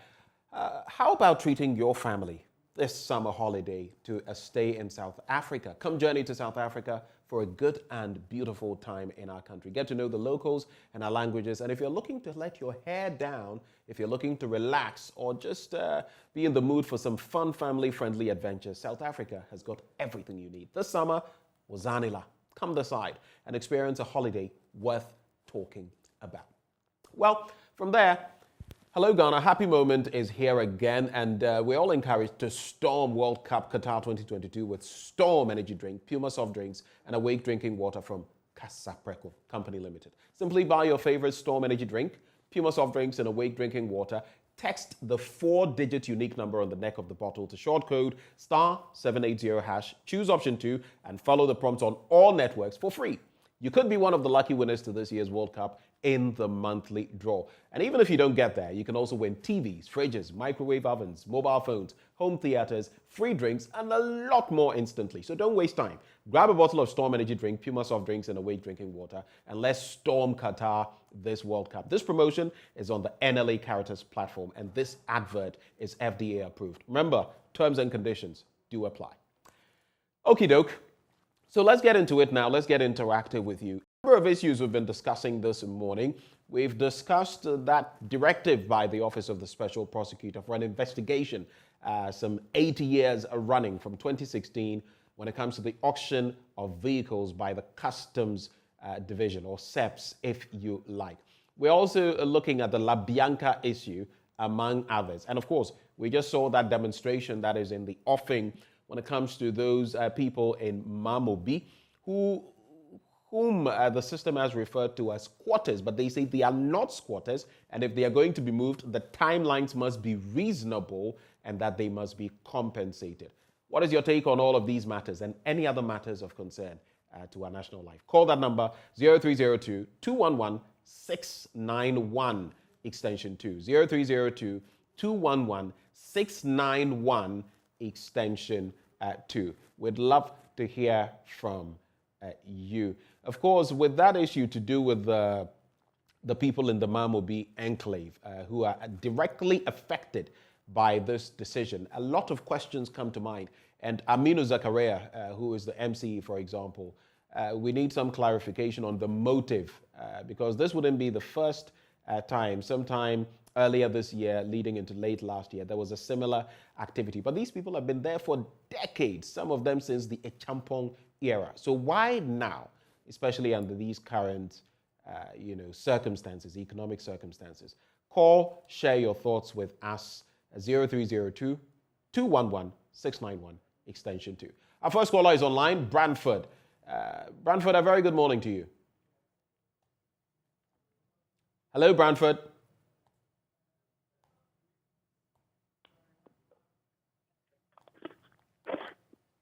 Brantford, hello, good morning.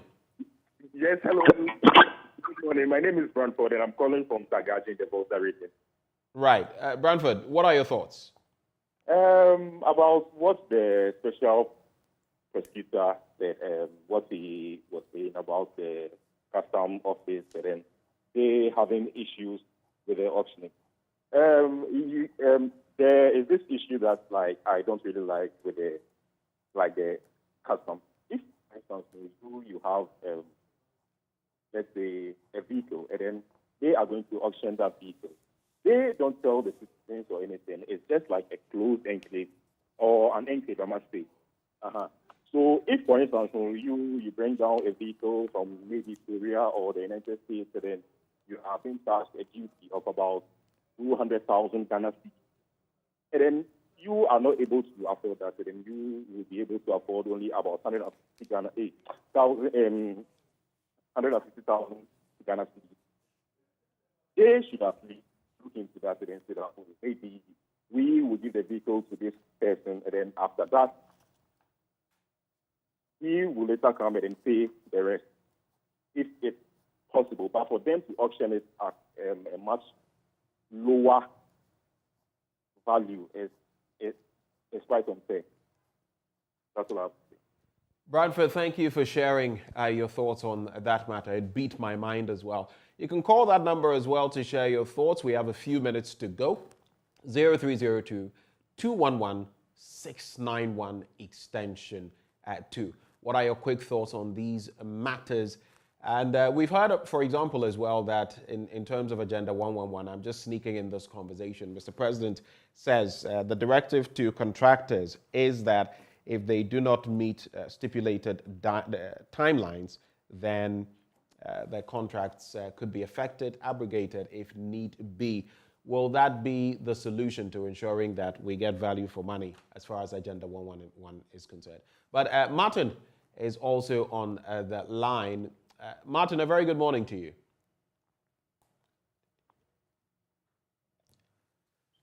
Hello, Martin. Hello. Hello, good morning. Good morning. Good morning. Where are you calling from, Martin? I'm calling from Seville. All right. Martin, please go ahead with your thoughts. Yeah, thank you this morning. I've been watching JoyNews, but thank God today I have the opportunity to express my view. I have a simple message for the government. You see, this area is a cocoa farming area.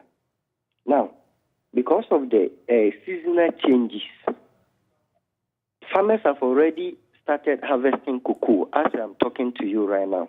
But normally, the cocoa prices from the government comes first week of October. And looking at the situations now, if it continues that the cocoa price will come by first week of October, it means by that time, most of the farmers have already harvested their cocoa. So I want to plead and use your medium to inform the government and the cocoa board. Now, there is more changes in the season. So they should at least try and start thinking about cocoa farmers from now, so that the price will come early, so that the farmers will also be free at least a little bit.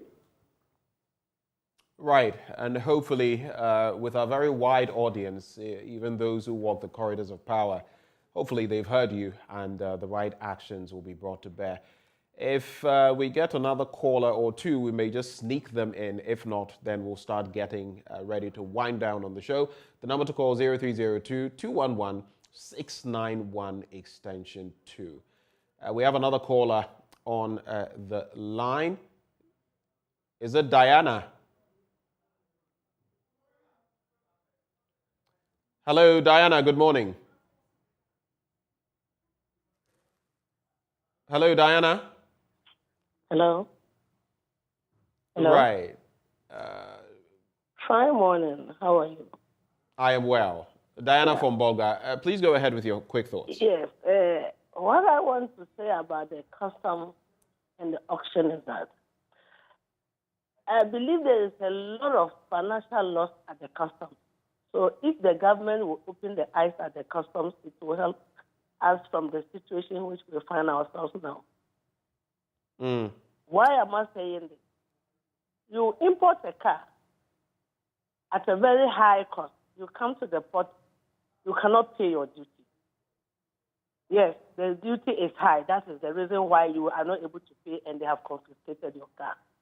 Now, if they want to auction the car, why don't they rather ask you, the owner of the car, to come and pay maybe 75% of the duty that you couldn't have paid and take your car? Rather than auctioning the car at a very low rate.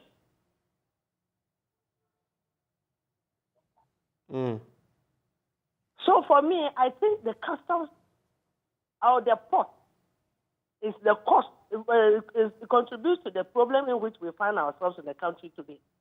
So my advice to the government is that they should open their eyes at the port, because that is where majority of our problems is coming from. Sometimes when you listen to the amount they auction cars, you feel bad. It's like it's a broad day robbery that they are doing at the port. So we expect the government to do something at the port. Diana, before you go, do you have any knowledge of the inner workings of the customs? Have you worked in this space before? Come again?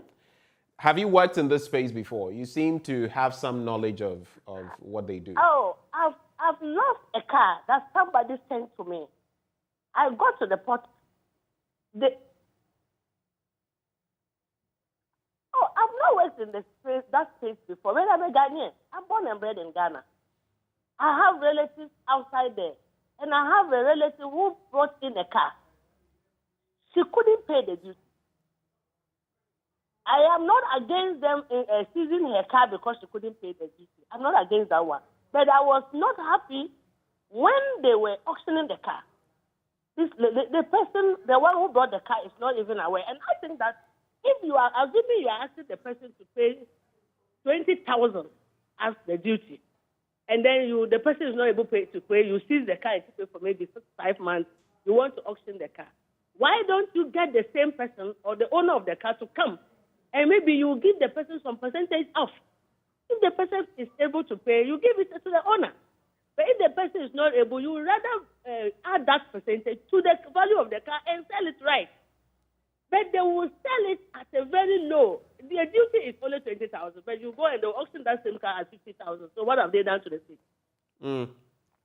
Well, thank you, Diana. Interesting thoughts you've shared there. Very interesting ones with which we are wrapping the conversation this morning on the AM show. From Bernice and I, we say thank you for joining us. Up next, Joy News Desk. Stay for that.